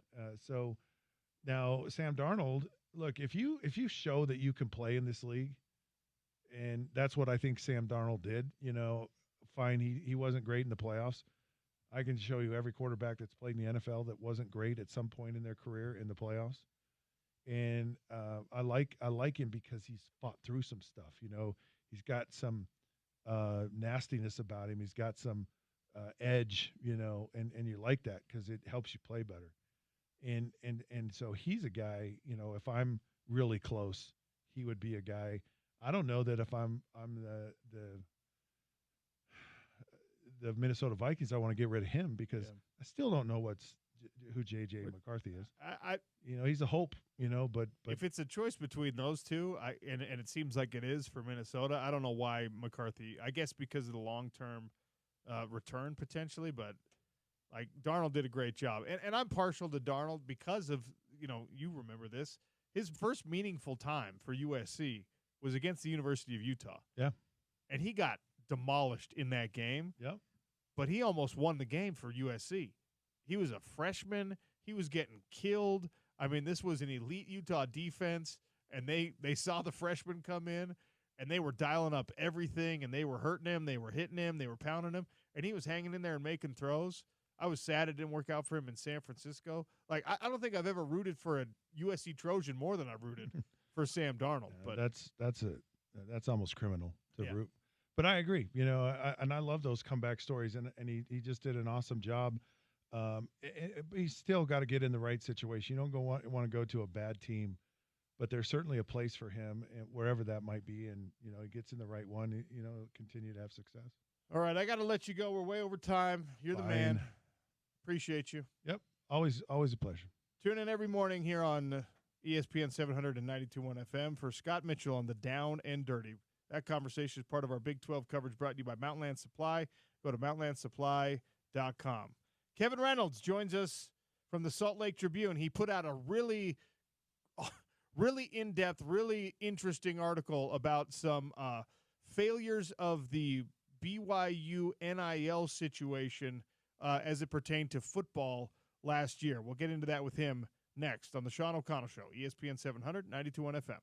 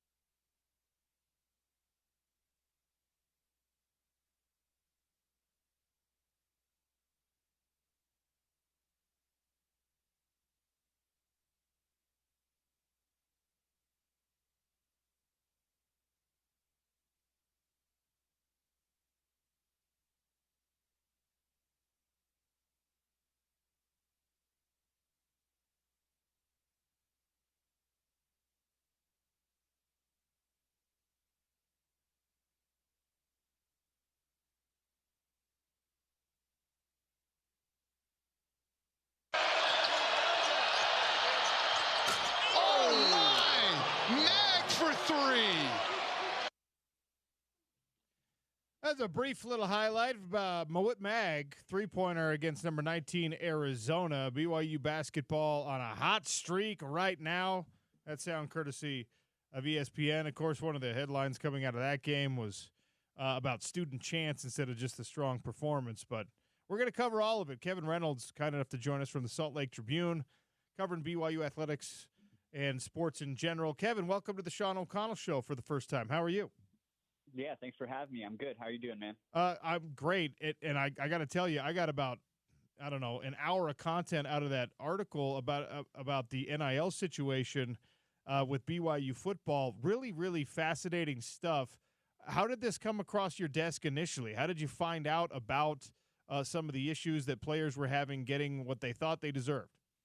Yeah, I mean, it's a story we've been working on for a couple months, really, as 2024 unfolded. And I think it was just one of those stories we wanted to look at how BYU built a roster, that went 11-2. But, in the process of looking at that, it became a story about how the collective operated. I mean, as I know, as you've talked about and touched on before, but just how the collective operated. And I think a lot of people have taken this as a story of,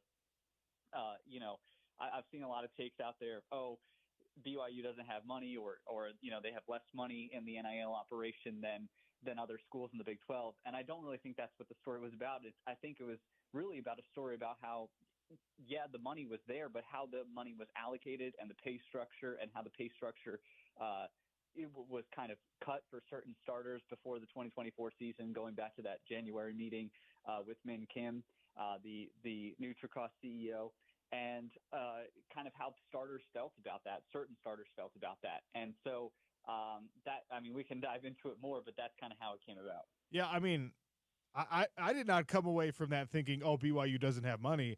I came away from it thinking, who's in charge of how this money gets distributed? Because there's a piece in there about, Jay Hill saying, hey, if you're in the two deep, we're going to take care of you. We feel like we know Jay Hill pretty well. And Jay Hill is a man who demands accountability. And I think in most cases that I've known him, he's a man who is comfortable with being accountable for words and actions and things like that. It just doesn't strike me as a realistic scenario where Jay Hill would deliberately say to someone, we will take care of you, without fully intending to make sure that person was taken care of or to take care of that person or whatever. So I read your article and I'm like, okay, who's this Min Kim character? Who else is involved with all this? How much do the coaches get to determine who's getting what?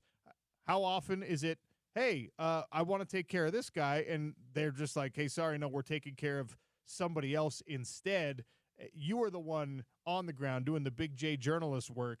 How much of that were you able to kind of suss out? Yeah, I think a big part from what players talked about was that, there was frustrations with collective leaders about how, particularly the bonus structure, which we went into in that story, where, on some level it does make sense where you have to, if it's a 4 or 5 star recruit, or just a highly touted guy in high school, where you do have to hit a certain NIL number to sign him at a school. Like, that just exists anywhere. But at the same time, it kind of created this disparity, at least from Isaiah Banya and Crew Wakely's perspective, and a couple of other players that we talked about, where there was a lot of guys who were playing really well, and obviously Crew Wakely and Isaiah Banya really contributed to an 11-2 season. Crew had really helped BYU win a game on the road at Baylor to go 5-0. And so, but those were the guys who were playing and producing quite a bit for this team last year, where some of the younger guys were young, and they just didn't play as much. And so I think in their minds, it created this disparity between, there is a market value and a market rate for a guy who is a highly recruited freshman, but at the same time, how do you take care of the guys who are producing right now? And I think that was something interesting, and something that I think was a point of frustration for those two guys in particular, in terms of how the money is being allocated and distributed based on production. The fact that, and you already mentioned this, the fact that BYU was able to put together the season they put together, if there were even like, I don't know, a handful of disgruntled players or disgruntled employees, because when you're getting paid monthly, you're kind of an employee, whether we want to call it that or not, is pretty remarkable. Were you able to talk to leadership or coaches and figure out how they made that possible? Or even these players, like Crew Wakely, performed pretty dang well, as did Isaiah, when they were feeling some injustice had been done to them. How do you reconcile those two things if you're the player, the coach, the team? You know, I asked Isaiah Banya this as well, and he said, yeah, I think, or at least in his opinion, he thought they crept in a little bit at times, and, you know, there was some frustration, at least on his end, throughout the year. But at the same time, both of those guys emphasized to me, like, there was a little bit of a compartmentalization for them.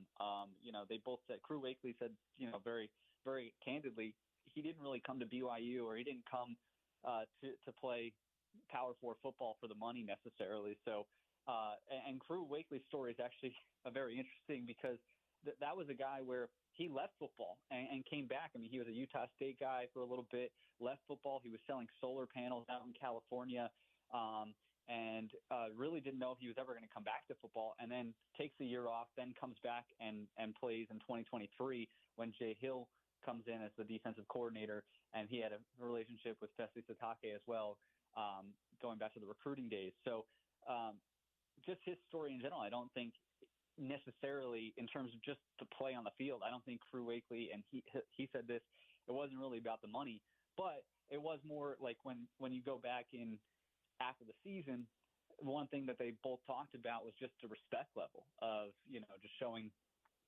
respect for a guy who did produce, two guys who did produce quite a bit for BYU, and hoping that regardless of what the final figure was from the collective, it was just a matter of respect of, this is what you produced for BYU, and this is the level of player you are, and then obviously Crew ends up at Purdue. Kevin Reynolds of the Salt Lake Tribune talking about the article over some disputes, some disagreements, some miscommunication, however you want to characterize it, with at least a couple of BYU players in the NIL situation at BYU, again, prior to this past football season that ended up being wildly successful for the Cougs. And I know that there was a lot of no comments, and we have a different description of events, kind of a situation from the official BYU and collective side of things. But I got to believe that this exercise has to have been somewhat informative for them. Were you able to talk with anyone and get a sense that maybe it'll be done slightly differently moving forward? Yeah, I mean, I think it's still really – I don't think I have the clearest picture of exactly what it's going to look like in 2025 yet. I think there's still a lot to be determined on that front, including, you know, the future of the collective with revenue sharing and what kind of happens at BYU, whether it will go in-house. I mean, we reported last summer that those discussions were happening, which, you know, what does that look for the leadership structure of the collective? It's still up in the air a little bit, and we'll have a little bit more context on that on a story later this week with what the future of the collective looks like. But yeah, I think both of the collective leaders that we talked to admitted that, yeah, there was a restructure of the pay structure going into 2024, that they wanted to make it a little bit more sustainable, because before it was at least described to me, as there was kind of a tier structure, a tier-based system going in 2023, the first year of the Big 12, where the team was broken down largely, not entirely, but largely into three main tiers of pay per month, and that the collective leader said, yeah, they had to kind of scrap that going into the second year, and that meant certain starters might have gotten less than in 2023. But and Lon Henderson talked about this, who is one of the leaders of the Royal Blue, said that probably will exist in 2025, where there's going to be pay disparities for certain guys. But the one thing that he did say was he does think revenue sharing will change quite a bit, and then he also thinks that maybe the collective learned a little bit from how they handled things in 2024, and he acknowledged, like, yeah, I think there was some mistakes made on how certain things were handled, and they're taking that into account in 2025. Not on the NIL front. You did a podcast with Britton Covey, and this was a major topic of discussion. The hate speech, the anti-LDS chants that BYU athletics continues to encounter on the road, and was very loud in public at the Arizona basketball game. And look, that's not even the only time. Maybe it's the only time in 2025, but certainly not in this 2024-2025 athletic cycle this school year. It's not the only time that they've encountered things like that. Is there any meaningful effort to stop this, to I don't know, punish the perpetrators, to remove folks who are leading these chants, at least from student sections and the like? Yeah, I mean, I reached out to the Big 12 yesterday and asked about this. Like, what would be the policy? Is there a policy in place right now, and will there be a policy in place in the future at these league meetings that will be coming up throughout the spring and the summer, of what will happen to when these things sort of occur with BYU, or really any institution really, but where will there be a policy where you remove fans immediately? Will there be fines on schools or institutions where these things occur? I mean, we've seen certain examples. I mean, looking back through some of the stories we've written and talking to Britton about this as well, was, we've seen FIFA, when there was anti-LGBTQ slurs said at opposing goalkeepers, that FIFA fined the Mexican Football Federation about $114,000 for that, for fan behavior at those games. That goes back to 2018, 2022. And, we've seen similar policies put in place across different sports and soccer, and you kind of look around the world with it. But Big 12, when I reached out to them, it wasn't really specific on whether that will be brought up at meetings or what exactly the policy will look like going forward in terms of the actual enforcement of it. Really, all they mentioned to me was that they were in communication with both Arizona and BYU after it happened. And ultimately, we just saw that Arizona apologized and moved on. But or at least that's what's happened for now. And that's kind of been the standard practice, I would say, when you look back at Providence, Oregon, USC, some of the chants that have happened over the last 5 years. So in terms of what's going to happen going forward, the Big 12 just hasn't said much to me in terms of what it will actually look like. This might be an overly complicated question, and I don't know if there's a simple answer to it, but I won't pretend that I know whether or not faith-based institutions elsewhere get this kind of treatment, but we know it happens to BYU. I can't imagine a scenario in which a student section said, expletive the Jews, and people felt like there was license to do that. Or I'm not a member of the LDS Church. I was raised Catholic. I don't know if Notre Dame goes into places and they say something, bleep the Catholics or whatever. Maybe it happens, maybe it doesn't. I really don't know. Why do you feel like, or do we know why large groups of people feel like there is license to attack one particular religion? You can't do it with LGBTQ. You can't do it with races. You can't do it, I don't even think, with other religions or cultural groups. Why do people feel safe in saying something like that publicly with their faces and their voices on camera, at least in some way, about Mormons? Yeah, I mean, we wrote a story about this. I mean, me too. I was raised Catholic growing up in New Jersey, so I didn't have a ton of familiarity with this before I moved here. But we kind of wrote a story about this early in the month, talking to people who do know a lot better than me. Got people who study this, religious scholars, and they said there's probably three main factors as to why this happened so much with BYU and this particular faith. Number one, I think they said that right now, just the general media environment and the landscape of we're talking about television shows has really focused kind of disproportionately, I think, on the church. You see Under the Banner of Heaven back in 2022, American Primeval. Like, there's just been a weird number of these blockbuster television shows on Hulu and Netflix and a lot of these streaming services that center on the church, which I think in the scholars' minds puts the church maybe on a lot of people's minds around the country. But at the same time, it is a faith that only has about 7 million followers in the United States.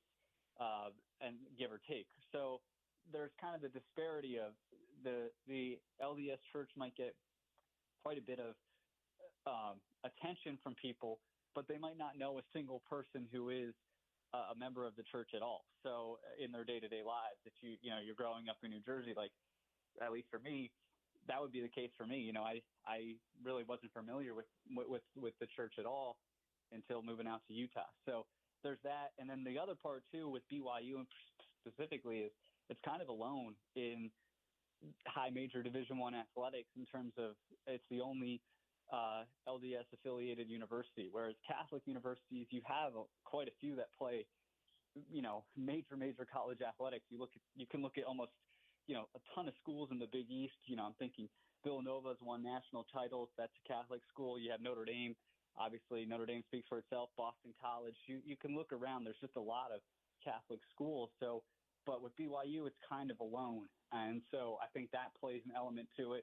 And then I think there's also the element of BYU. I know it has a rich history of football, but it's new to the Power Four. It's new to these Big 12 institutions. It's new to these, I'm not saying universally, but a lot of these times BYU, they just haven't been in the general mind of these Big 12 fan bases, or there's just not a lot of knowledge of who BYU is.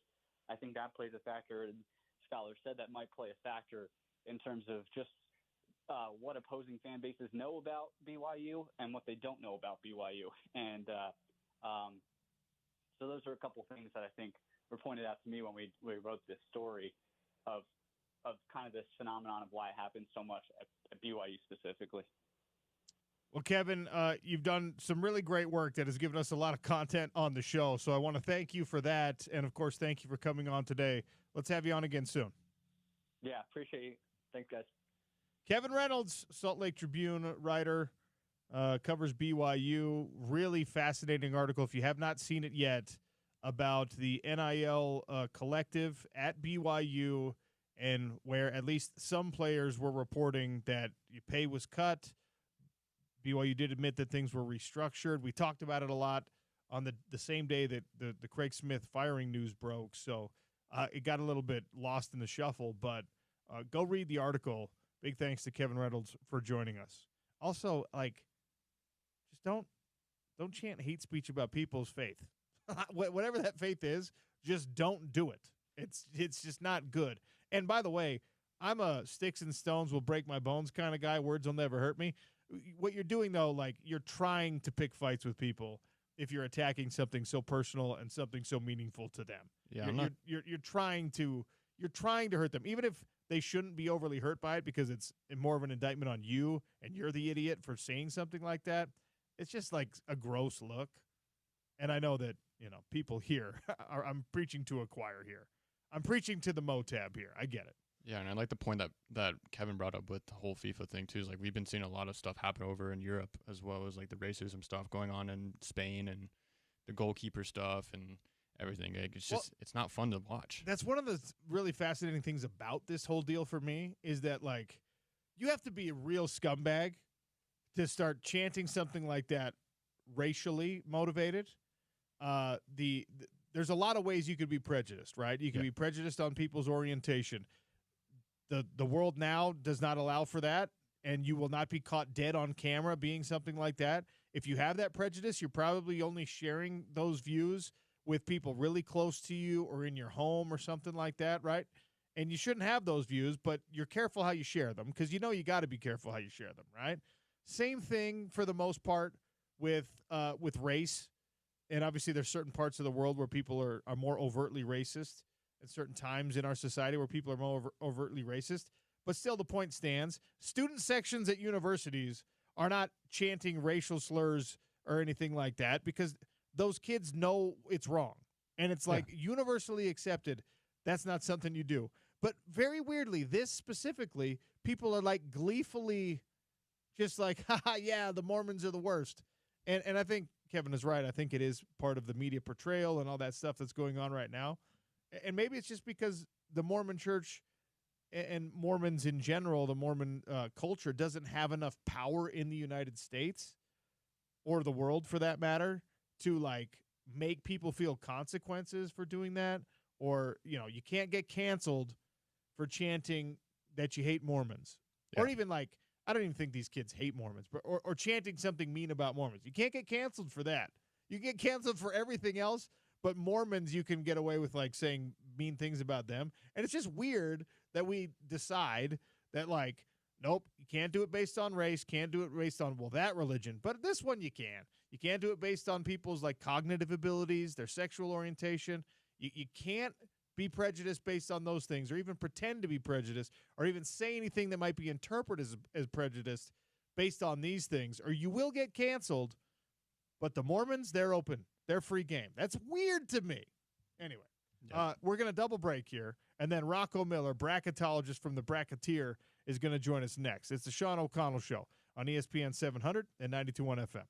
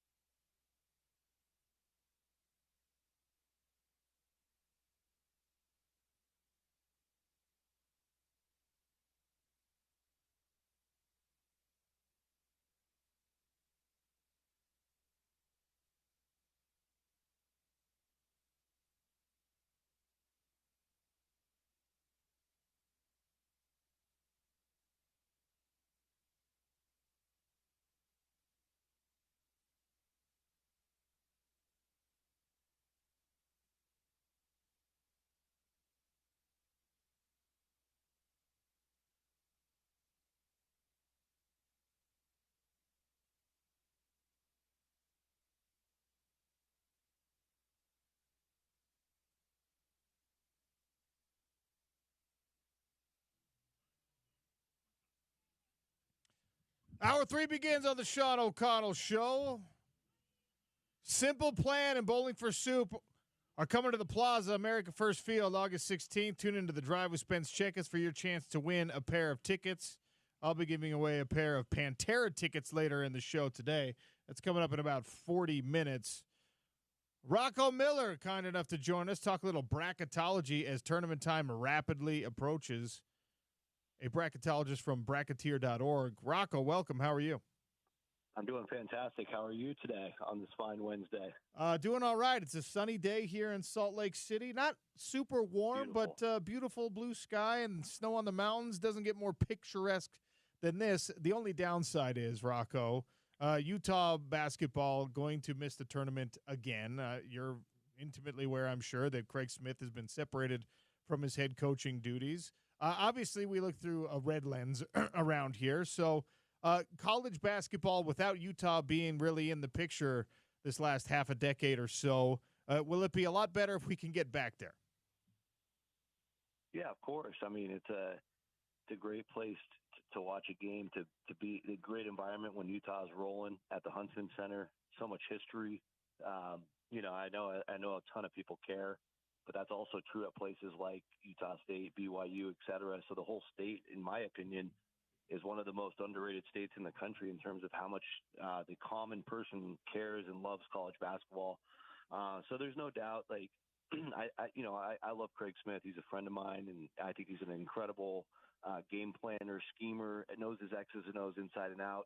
He doesn't love, I think, all of the NIL and talent acquisition mechanisms required today to keep up with the national elites, and obviously that's a big part of the job now. And I think maybe it was just time.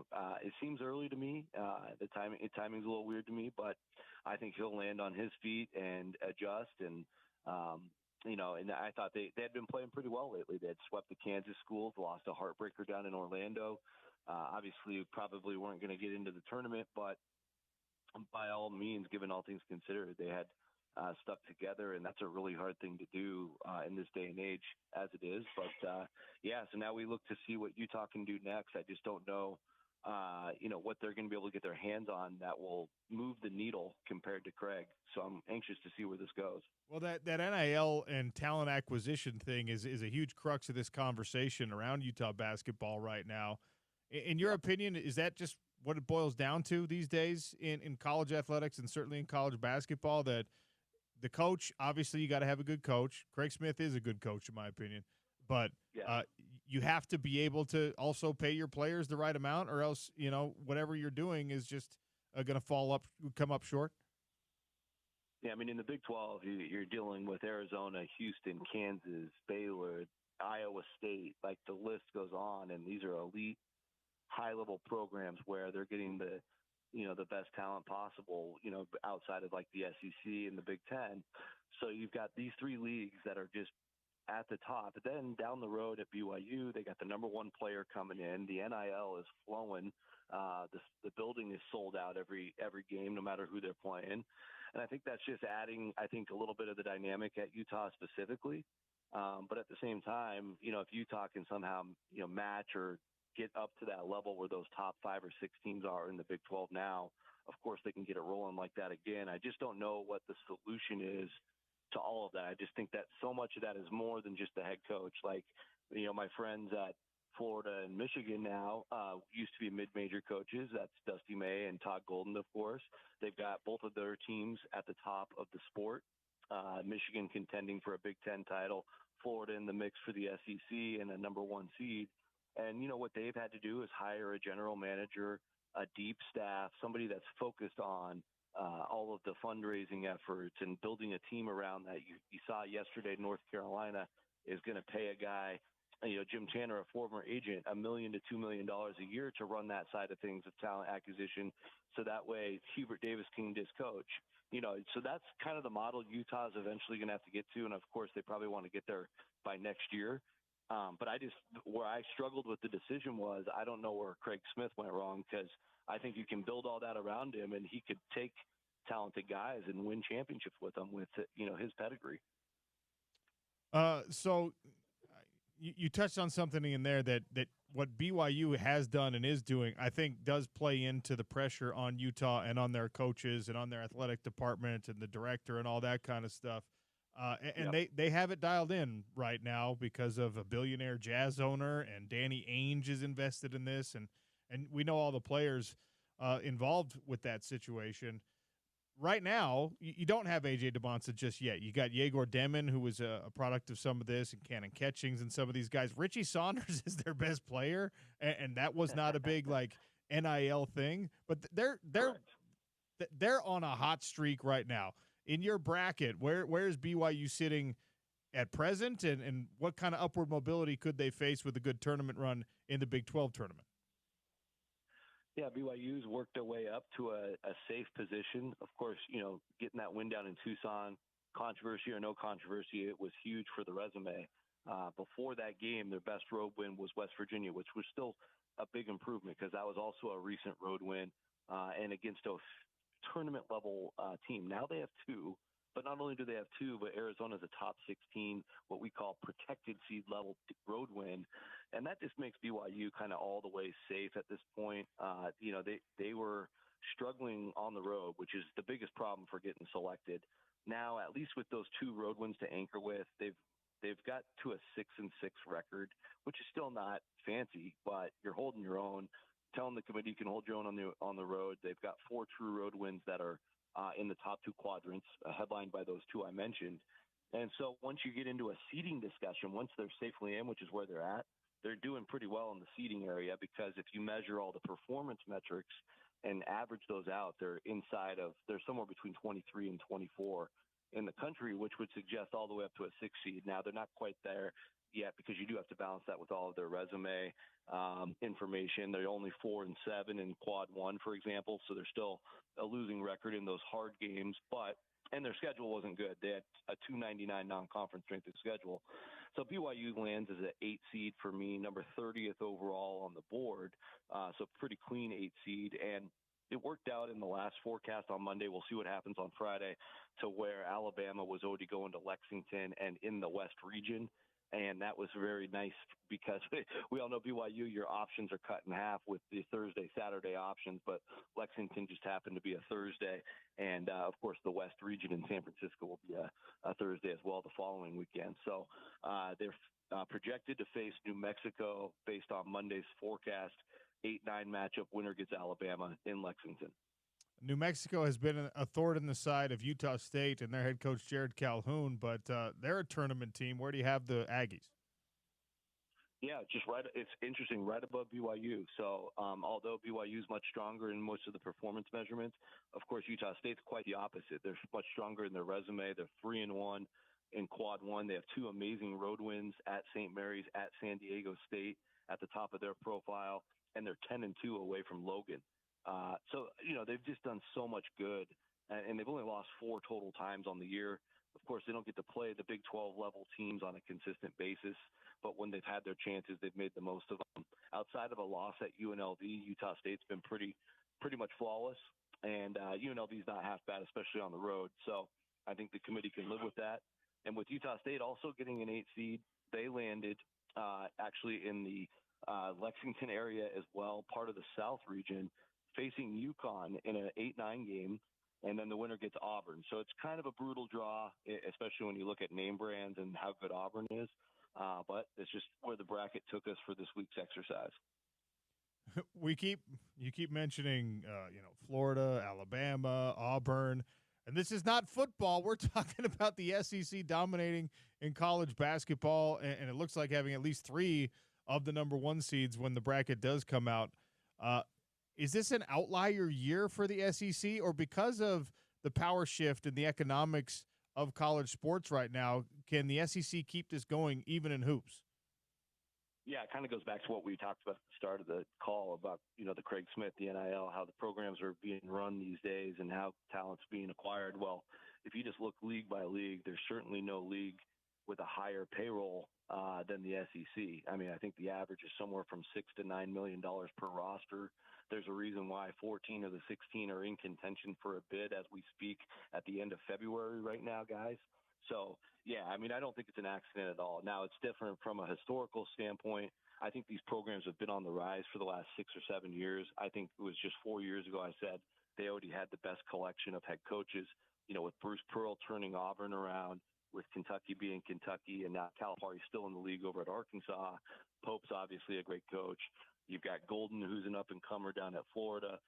Nate Oates is unbelievable at Alabama. The list goes on. So they do have the best collection of head coaches still, in my opinion. Now they have the economics and the talent to go with it. And, some of these programs have already broken through. Alabama got to the Final Four last year. That was huge for them. Just at a quick example. So yeah, I think it's here to stay. I think this movement's already been going on, and we're finally just seeing what the possibilities are. And it's a little scary because, in my opinion, I love the tournament because I like the variety of tons of leagues being represented, mid-majors being able to pull off upsets. And when a league like this is gobbling all the bids, like, to me, it's kind of bad for the sport, but I don't know how to fix it at this point. We all love a Cinderella story in March. Who is the best prepared Cinderella, or who's the Cinderella that you think could make the deepest run? And of course, you have these predictive powers, which is why your bracket is near perfect every year. Well, yeah, based on what the bracket says now doesn't necessarily equal Cinderella run because it's just based on what they did in the regular season.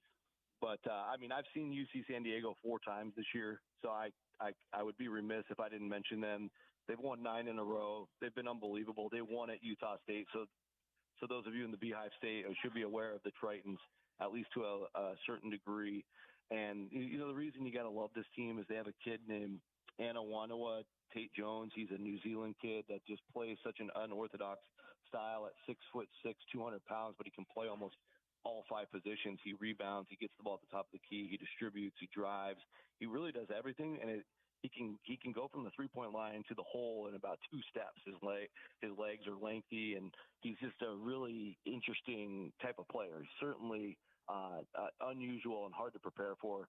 Not only to mention, you got guys like Hayden Gray and Tyler McGee, and Chris Howell had a huge game against Irvine. This team just really impresses me, and they really love each other. Like, they deeply love each other. This has been brewing. This is their first year eligible for the NCAA tournament. So this team has been brewing together for about 3-4 years, not tempted by the portal. Guys like McGee and Gray and others were playing in Division II at the start of their career. So there's no egos, and they just love basketball. They make smart decisions on the court every possession, which is why they end up blowing teams out on a consistent basis. They just beat Hawaii by nearly 40 in their last game. So I just think they're going to be a very difficult out no matter who draws them. And they're in the position right now to get in that large bid if they fall short in the Big West tournament. And I think the other team you got to look at, of course, is Drake. Ben McCollum's bursted onto the scene. He brought his Division II Northwest Missouri State guys with him to Drake, and they've picked up right where they left off at D2, and they've already beaten Vanderbilt by 11. They beat Kansas State. That was a game I covered out in Kansas City, and they've kind of ran through the Missouri Valley only two times losing. They play a very snail's pace way, but they have a kid, Bennett Sturts, at 6'7", that can do everything: rebound the ball, shoot the ball, very clutch in the closing moments. The stuff you need in March to advance, Drake has it as well. Talking brackets with Rocco Miller here on the Sean O'Connell Show on ESPN 700 and 92.1 FM. Fans here in the state of Utah, especially in Salt Lake City, where the Utes are not going to go anywhere in this tournament, are really looking at the NBA draft prospects as well. And obviously a lot of these guys are deep in their college basketball seasons, and Cooper Flagg is creating headlines all over the place, but he's not the only one. When you look at the projected lottery picks and their teams and what those teams could do in March Madness, do you have a thought on who's going to make the deepest run and then get his name called early in the NBA draft? Well, I think there's a really easy answer to that. His name's Cooper Flagg. Fair. If you've seen Duke play, it's really hard to see very many teams even having the capacity to beat them or be close with them down the stretch. I mean, they've pretty much pulverized the majority of their opponents, and so it's going to take a very talented team just to stay in there with Duke. But yeah, and I think there's some guys on Maryland and Illinois that are very intriguing. Both those teams have been kind of Jekyll and Hyde to me. Obviously, Illinois just got destroyed by Duke over the weekend, but bounced back last night with a big win. On Maryland's end, they've got a young guy, Derek Queen. I think he's pretty high on a lot of the mock drafts. And they've got some veterans around him with Reese and others. Getting a lot of varying opinions on Maryland, but when they're cooking, they're very good, very talented. And so, those are the teams you're looking for in March, is those high upside teams. But those three probably stand out the most. And, it's harder for those teams to advance besides the Dukes, because, like, Duke has Cooper Flagg and just an amazing amount of talent around him. So they're an exception to the rule. But I feel like a lot of these, even Maryland, Illinois types, you have so many rosters now, fellas, that are built with 23, 24-year-old men, much like Utah State's built, right? So even in those situations, they can just get outclassed, outmatured, outmaneuvered. All those years of experience pay off in the tournament.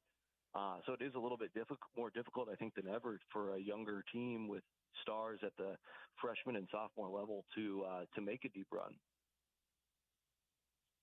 Before I let you go, swinging it back toward the Big 12 Conference, where, of course, Utah and BYU play, which Big 12 team do you think makes the deepest run?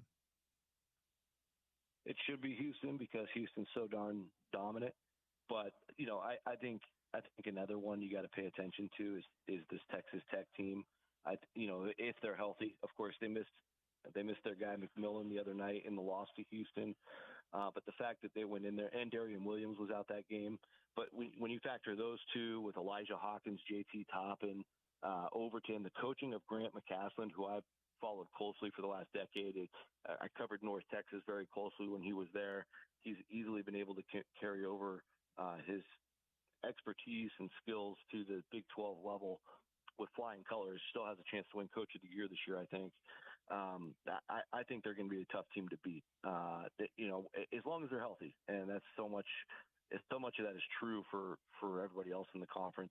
I think with Arizona, you've got kind of a high range of outcomes. I covered them in LA last year when Caleb Love went 0 for 9 in the Sweet 16, and Clemson knocked them off. So it's just like, what Arizona version are we going to get in the tournament? That's really hard to predict. BYU's got a lot of upside too, but they might get stuck with a brutal draw just because they have to play Thursday, Saturday, or maybe get knocked down a seed like they did last year. We have to see how that plays out. So I think your safest bets are Texas Tech and Houston. Rocco, can't tell you how much I appreciate your time and your expertise. Great stuff, man. Thank you. Anytime, guys. Appreciate you having me on. Good to talk to you. Rocco Miller from thebracketeer.org, helping you shape out your view of this approaching college basketball postseason. As BYU is an 8 seed right now, Utah State slightly higher. Obviously, when you look at resumes and metrics and you start to put these formulas together, great to see those teams in a solid position. Super unfortunate for the University of Utah. They're not going to make a trip to the tournament. And right all the way back to the beginning of that conversation, Rocco expressing some of the sentiment that I think we've talked about on the show around the firing of Craig Smith. What's it going to take to get back? College basketball is better when Utah basketball is good. That's a team that people want. People want meaningful games to be played here in Utah. They want, a city that often hosts some of the tournament to have involvement and investment in a team that's in there, even if they're not in that particular region. What's it going to take? It's going to take what the SEC's got right now. It's going to take what BYU's got right now. It's going to take the things we've been talking about with college sports for years now. It's going to take investment. It's going to take pocketbook and someone willing to write checks. Now, when you talk to folks at the University of Utah, and you heard it from Tyson Ewing, and we've heard it from everyone, we've heard it from Mark Harlan in his official statement, the NIL is coming. The commitment is there. Things like that. Those are the phrases. Who's writing the check? Is it the Huntsman family? Is it the Garfs? Is it more from the Eccles? Yeah. Are they just finding a way to better crowdsource the income necessary? Because there always has to be an answer to that question.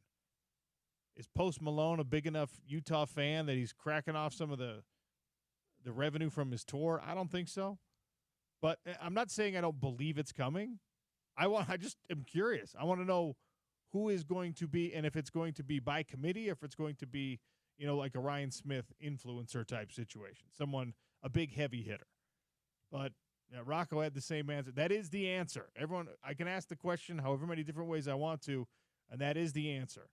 You got to be invested, not just emotionally, not just philosophically. You got to be invested financially in the success of your athletic department and your athletic programs right now in the college sports landscape. And Utah is, and they promise to be. And that money, as much as we hear, that money is coming. And by the way, when you're making a case for whoever this coach is going to be, if you're the agent of the coach and the coach himself, that's your number one question. Not where's my office, not what my salary is even. Because you're going to get a good salary. Yeah, especially at Utah. You're going to get a couple of $1 million plus, right? That's not even the first question. It's, hey, what are you going to do to support my recruiting efforts? How are you going to help me retain talent? What does the NIL situation look like? That is such a strange thing that should be your first question. Now, it used to be, your first question used to be in every job, how much are you going to pay me? The number one carrot that you had to dangle for anybody in any job in the capitalist society we've all come to celebrate is, how much are you going to make me? What is my personal financial upside? That is still very, very important. But when you're talking about longevity and you're talking about having success and you're talking about the appeal of a job, that is almost secondary now. How much are you going to support me? How much are you going to set me up for success? Because if you're not, if I don't get like the deep assistant pool and I don't get the recruiting, piggy bank, I don't really want the job. So that's what Utah's got to do right now, and that's what they're trying to do. All right. I got a little bit of a hot take coming your way. There's an inflammatory headline out there. It's only inflammatory for some people. Northwestern women's basketball is being punished for doing the right thing. But the punishment might be appropriate. We'll talk about it next on the Sean O'Connell Show, ESPN 700, 92.1 FM.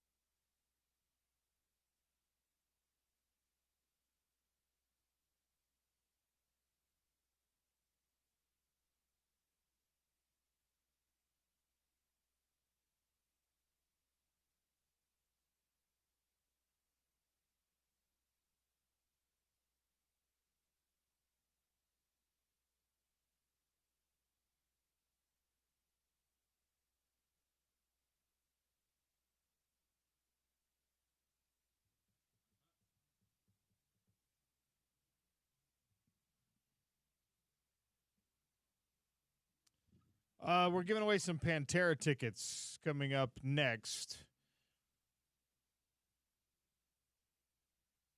I told you that Northwestern women's basketball is being punished for doing the right thing. Weirdly enough, though, the punishment might also be the right thing. Did you see this, Zach? Northwestern women's basketball opted not to travel to Los Angeles, a month and a half ago, when there were raging wildfires destroying the entire city, clouding the skies, obscuring vision for pilots, embers in the air, all this crazy stuff. Northwestern women's basketball was supposed to take a road swing to now conference opponents in the Big Ten, UCLA and USC, and they were like, nah, that's not a good idea right now. We're not going to L.A.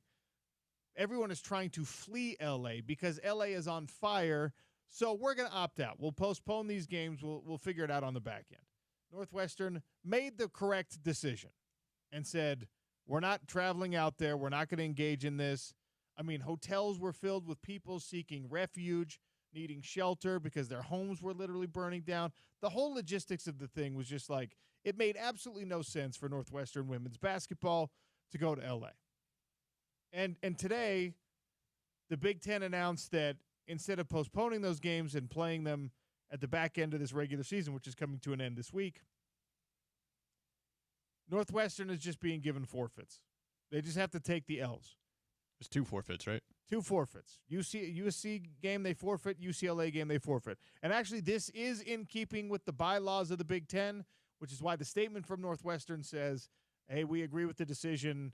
We're sticking with the word of the law here, the bylaws. The reason, though, the functional reason why this makes sense is because Northwestern basketball, it makes no difference. They stink. And I'm not saying that to be insulting to the players or the university or anything like that, but these games are not going to mean anything for Northwestern. They can't improve their position enough to get an invite even to a women's NIT tournament. They've won 2 conference games. They're not going to try and increase that to 4 conference games. And by the way, even if they try to, they're not getting a win over Juju. They're not getting a win over UCLA. It's just not happening. So rather than everyone going through the trouble of making this happen, the added expense, the added injury risk for USC and UCLA, the Big Ten made the correct decision here and just said, look, we're not playing these games.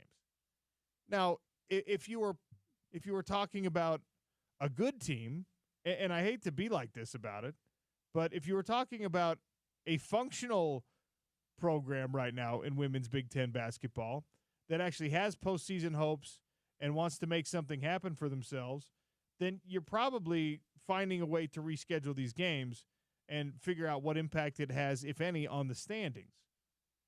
Right now, USC is 16-1 in conference play. UCLA, the number 2 ranked team in the country, is 15-1 in conference play. Northwestern is 2-15 in conference play. Right?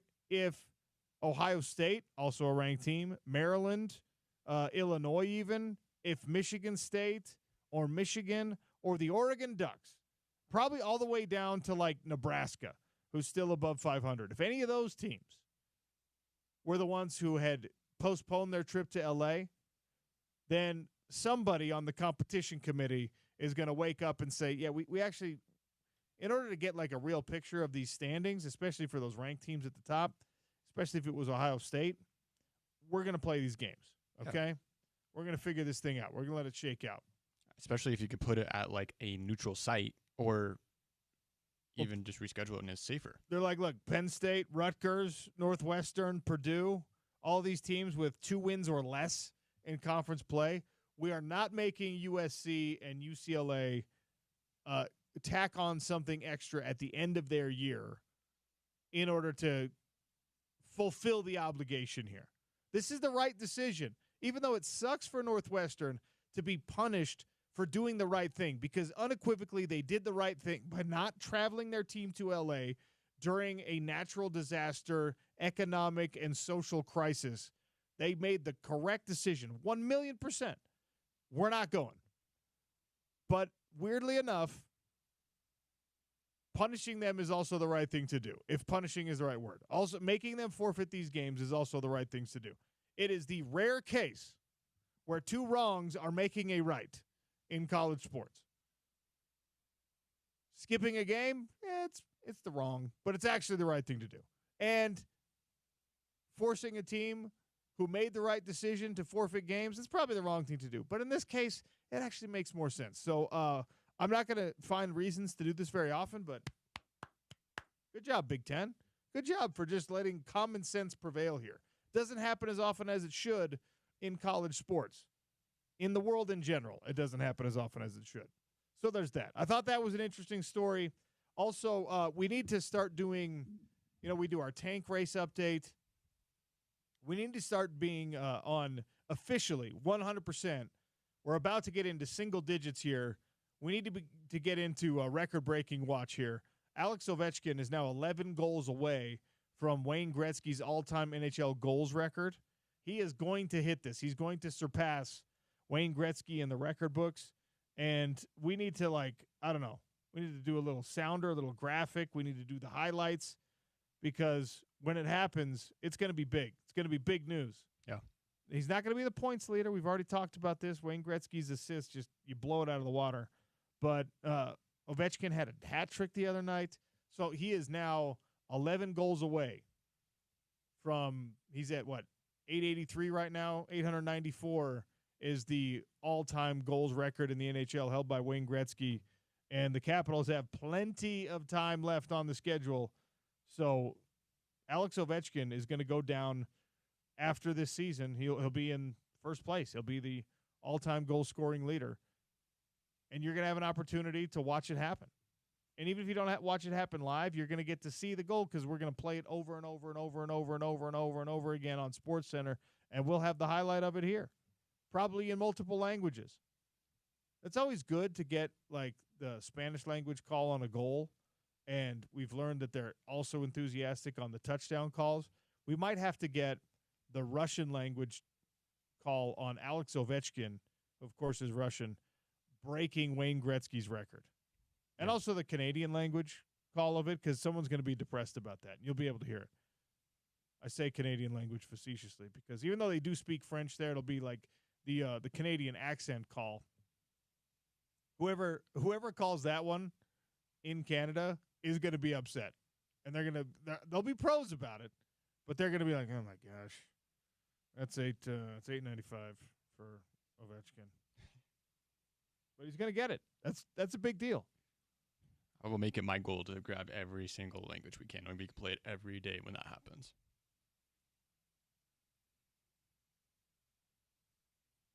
Right? Sorry, I was reading something here. All right. So, in other hockey news, Utah Hockey Club attended the game last night. Utah Hockey Club, big win. Got a W over Chicago. You have to do this if you're in the situation that Utah Hockey Club is in right now, where when you're going up against a team that you overmatch, that you're better than, that you should beat, you got to beat them. You cannot afford anymore to be dropping games to teams that are not as good as you, that are teams that are below you in the standings, so to speak. And that's what they did last night. They took care of business. Unfortunately, surrendered a goal early, but then came roaring back, got a nice little rebound from Clayton Keller, and then the backhand goal to go ahead and win this game 2-1 over the Chicago Blackhawks. They are now 3 points out of the wild card spot, the last wild card spot, I should say, in the Western Conference of NHL playoffs. And they recently beat Vancouver, who is right above them. Then it's Calgary and Colorado who you're chasing. So this team with 61 points in the standings right now, just outside of that playoff picture, but within striking distance. Vancouver's got 63, Calgary has 64, and that's the final spot right now in the Western Conference playoffs. Winnipeg just running away with this thing. They are they're 41-14 through 58 games. They have 3 overtime losses. This is a team that's got 85 points in the standings. Then it's Dallas, Vegas, Minnesota, who is the opponent tomorrow night at the Delta Center. If you're getting out there, that is a really good team right now. That's one of those games where if Utah Hockey Club can get a victory over Minnesota, you're cooking, baby. You're in business. That's an upset, and that would get you some much-needed points that, quite frankly, you're probably not banking on right now. Edmonton's got 72. Then it's the LA Kings with 69 points, Colorado with 68 points, and as I already mentioned, rounding out the current playoff picture, Calgary Flames with 64 in the standings. So Vancouver, Utah Hockey Club being chased by the Blues, and the Ducks are 4 points back right now. Getting those wins over teams you should beat is one of the things, we talk about this in every sport.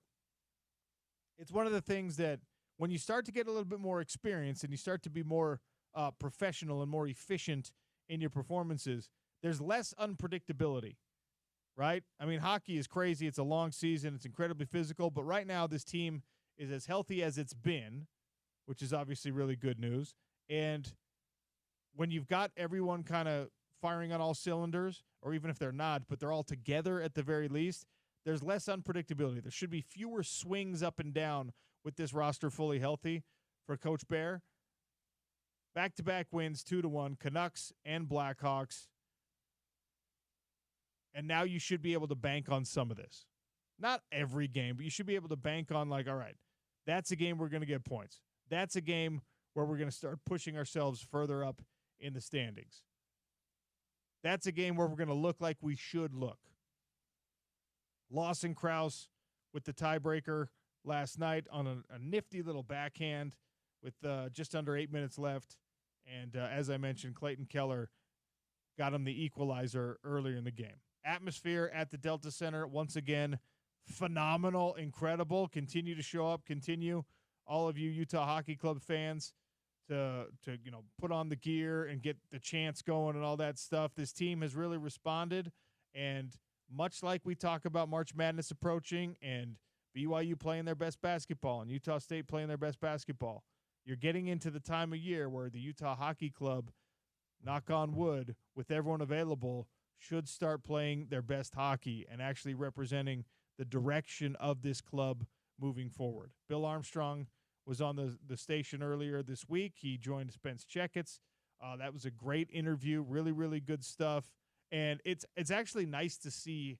I didn't get to see. It's nice to hear the optimism, the sort of crust that they've built over, like, hey, let's not get out ahead of ourselves here. Let's not have unrealistic expectations for this club in its first season in Salt Lake City. I mean, at the introductory press conference, he was like trying to be careful, like, whoa, guys, let's not go crazy here. Now you're starting to hear a little bit of optimism creep into the general manager's voice. Yeah. Now you're getting to hear him being like, look, it's a strong possibility right now. We're right where we need to be. With a month and a half of hockey left, he's like, you know what? We're actually in a pretty solid position here. And if everything goes well, if we do what we're supposed to do, who knows what could happen, which, by the way, would be a rousing success if this club can come to Utah, relocate, rebrand, do all that stuff, acquire some important pieces, make some moves, draft a 17-year-old kid who has not been a factor this year, and still find a way to make the playoffs in its first year in Salt Lake City. It'll be the best sports story since Utah won its Pac-12 championship. It'll be the best pro sports story since the Jazz made the finals against the Bulls. I don't know. That's a tough one. The best pro sports story since RSL won a championship. Yeah. I guess. Yeah. I'm trying to think if anything has happened since then that would be bigger than a team making the playoffs in its first year as a franchise in our state. Like, I mean, there's no individual honor. There's no team. There's no player getting an all-star nod. There's no trade acquisition. The only thing that could be bigger than that for the Utah Jazz right now would be getting the number 1 overall pick in the lottery. Yeah. That would be probably an even bigger story. But, I mean, I'm not even just talking about for Utah. If Ryan Smith buys an NHL team and in the space of 9 months gets that team out of Arizona and into the playoffs in Salt Lake City, that is nationally a massive story. Oh, 100%. And they are right there, ladies and gentlemen. They are right there. So if you haven't seen a game yet, go to one. All right, we'll give away some Pantera tickets next, and we'll talk to Spence Checketts, a little crosstalk. It's the Sean O'Connell Show on ESPN 700 and 92.1 FM.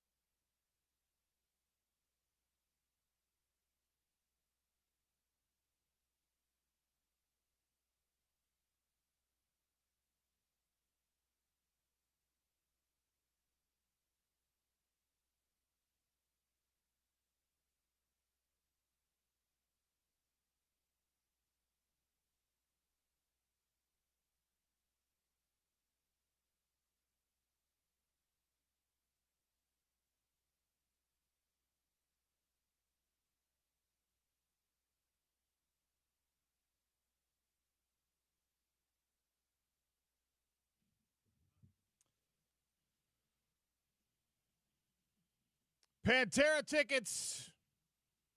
2 of them. Utah First Credit Union Amphitheater. If you can tell me, he fell short of my lofty points prediction, but Luka Doncic had a triple-double against his former team last night. Give me his stat line at 877-353-0700, and you can have 2 tickets to Pantera. 877-353-0700 on our Dish Pros text line for 2 tickets to Pantera, Utah First Credit Union Amphitheater. Giving me Luka Doncic. Luka Doncic with the apostrophe after Doncic. That's how I'm going to say it. His stat line last night. Time for some crosstalk brought to you by Burt Brothers. Spring into savings. Get your car ready for the season with $69 tires, $50 off service, and $79 alignments with the purchase of 2 or more tires. Don't wait. The deals don't last forever. Stop by your nearest Burt Brothers today. Burt Brothers does it better. You know what I'm saying? Wow. That was beautiful. Yeah. That's Spence Checketts, by the way. That was gorgeous. You know, I advanced to Hollywood on American Idol. I'm just impressed that you have the guts to sing on live radio. Listen, there's jingles are not actually singing. Okay. Fair enough. I'm willing to jingle on air. Okay. I am not willing to sing. Okay. I will spare everyone singing. Well, you based off that jingle, my guess is you have at least an acceptable singing voice. Like the voice of an angel. The voice of an angel. I've been called the songbird of my generation. Well, I like that. I will admit to have at some point made several grown men cry singing karaoke. I Want It That Way. Backstreet Boys. That is beautiful. Oh, Sean, I'm telling you, maybe at some point we need a station karaoke night. That would be great. And as the night is ending and people think it's over, I will take the stage and I will make grown men cry, hitting the high notes. Wow. While singing Backstreet Boys, I Want It That Way. Can I just do the Tell Me Why? Yeah, for Can sure. I do that part we'll have you on stage behind me, and you pop in with the Tell Me Whys. Okay, beautiful. Do you have a karaoke go-to? Not anymore. All I right. haven't been in the karaoke world for so long. I used to try to make people laugh with Baby Got Back. That was a fun one. Okay, nice. But yeah, nothing great. You will actually respect this. Maybe. We'll see. You'll appreciate it. Let me put it that way. Okay. There is a video that I have access to of me singing I Want It That Way on the North Shore of Oahu at Turtle Bay. Oh, beautiful. And the backdrop for ex-college football pollies that I hung out with on the North Shore, they like adopted me into their group because I was there alone. I pulled a which Kemoyatu took you under his wing. You know what? I'll show you who one of them played tight end at Texas A&M, and great. And we were so. Long story short, I pulled a Forgetting Sarah Marshall, and went over to the North Shore of Oahu, went to Turtle Bay, and stayed there for a month. I stayed on the North Shore for a month. That's when I fell in love with it. I know you love the same spot I do. It was after a difficult spot in life. Okay. And it was the most healing thing I could have done. And I met these dudes who were there working construction. Wait, did you just lived the plot of Forgetting Sarah Marshall? Basically, for a month. So good. I was like, I got to get out of here. And I have a buddy who lives on Waikiki. I'm like, all right, I'll go see Adam. But once you taste the North Shore, Waikiki, you never want to go there again. You just want to exist on the North Shore of Oahu. So stayed there for almost a month. And this crew of pollies that live on the North Shore, they go from island to island working construction. And 2 of them were ex-college football players. So I told them about my career here covering the U. And they obviously, they say, I think Vegas is the 8th island, Vegas or Utah. They talk about Vegas and 9th island, something like that. So, they know a lot of people here in Salt Lake. So I just became friends with them. And they would go work construction during the day. And I would also do hard work on the golf course during the day. And then we'd hang out every night. And so we went over to the bar in Turtle Bay. And one of them was like, dude, you got to do a karaoke song. I'm like, well, I'll do Backstreet Boys I Want It That Way. And they were all like, yes, and we're coming on stage with you. So I had 4 Islanders. That's so great. Dropping the Tell Me Whys while I'm dropping the Backstreet Boys I Want It That Way, North Shore of Oahu. It changed my life, man. It was a beautiful experience. That's a great story. During the day, taking surfing lessons from Paul Rudd. Yeah. It's wonderful. Well, I don't really believe in numbers, but I guess if I had to put an age, it would be 44. And then he drops the F-bomb. I don't really believe in numbers. That's a great movie. It's actually super underrated. It's hilarious. It's awesome. And the dude who I hung out with the most, and I'll show you a picture of him because he looks like Moana. I mean, he's just massive. Maui, you mean? Moana is the don't. You know what I'm saying? You look the big dude in Moana. I've never seen it. Okay, Moana's the princess. He didn't look like that. He looked like the big dude. So we were one night at Lele's, the restaurant over there.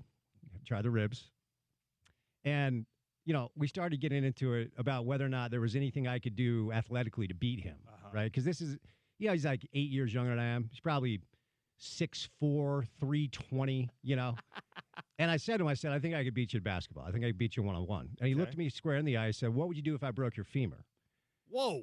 Oh, and look, when a guy like that says that to you, and I said, look, maybe a free throw contest then, because I'm not playing you one-on-one.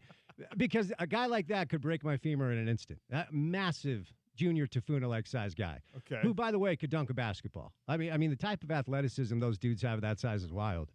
But I keep in touch with a lot of them, and next time I go over there, certainly we'll try to do the karaoke round encore too. Performance. Yeah, it was fun, man. I'm it was a good glad time. you experienced that. It was That's awesome. wonderful. Yeah, good people over there too, as you know. That's phenomenal. It's healing. How's the show, man? It was a great show today. Had a little bit of fun talking about the problems in front of Utah men's basketball. As I've had a couple more conversations, and our guy Josh Grant, who joined your show earlier in the week and is going to join my show hopefully sometime soon. We were talking, and he was just like, "Look, you gotta do more with less with Utah basketball, because there is a tendency to want, I think, at least for me, to want like whoever this new coach is to make the kind of splash that BYU is making in the recruiting world, and it's not super realistic. But guess what? It wasn't super realistic for Utah football to gradually become what it became in the Pac-12, and it certainly wasn't super realistic for Lynn Roberts and Gavin Peterson to start pulling down 4- and 5-star athletes in the women's basketball program either. If you go back 10 years and I told you that was going to happen, I probably would have been laughed at. So it's not like it's outside the realm of possibility, but you got to take the right steps. You got to do it the right way. And we talked about a lot of that on the show. Well, and you just have to have a bank account in a way that you didn't used to. And that's why that is part of the problem. Yeah, and Josh did a really good job, I think, of bringing up the Majerus era as the standard that we should have, but at the same time understanding why that's not realistic. Like if the next head coach of Utah basketball met Andre Miller today, that's costing you $3 million to get Andre to come to Salt Lake. That's how good Andre was, right? And AJ DeBanza is getting $5 million plus for 5 months of basketball. So we can talk about all the superlatives, whatever we want to get into with the fundamentals. If you're not writing checks these days that keeps up with the other schools in your program, you're going to be behind the 8 ball. I'll tell you what. And look, we talked about the Tribune article with the BYU players claiming their NIL was cut. I don't know what's true. There's two sides to every story. We had Kevin Reynolds on the show today. Excellent. I saw you were going to have him on. I'll have to check that out because it was good reporting. I don't know exactly what the truth is. In fairness, there are two sides to this. But if what the players are saying is true, then BYU had a hell of a year with a roster of players that weren't making near their peers, right? And so it's not like it's impossible, but it's an uphill climb for whoever takes this job. My guess is we're going to see a mass exodus of players, and some of them leaving is not a bad thing, but there are a few that are really good you want to hold on to. But this feels like it's going to be a clean slate thing, kind of like Craig inherited after Larry left. So whoever takes this job's got a lot of work in front of him. There's no doubt. I assume you'll talk some of that on the show today? Yes, we will. It's a big night in basketball. Poor Josh Eilert's first test as the interim head coach is at McHale Center against a very grumpy Arizona team that got screwed with a horrible call that allowed BYU to get that win. Jazz back in action tonight. You referenced Luka, and then Utah Hockey Club getting a nice win. The NFLPA survey came out, and the worst owner in the NFL is Woody Johnson from the New York Jets. So we'll do a little NFL offseason as the combine rolls along as well. Stay tuned for The Drive with Spence Checketts. Thanks for listening to the Sean O'Connell Show. Well done, Zach.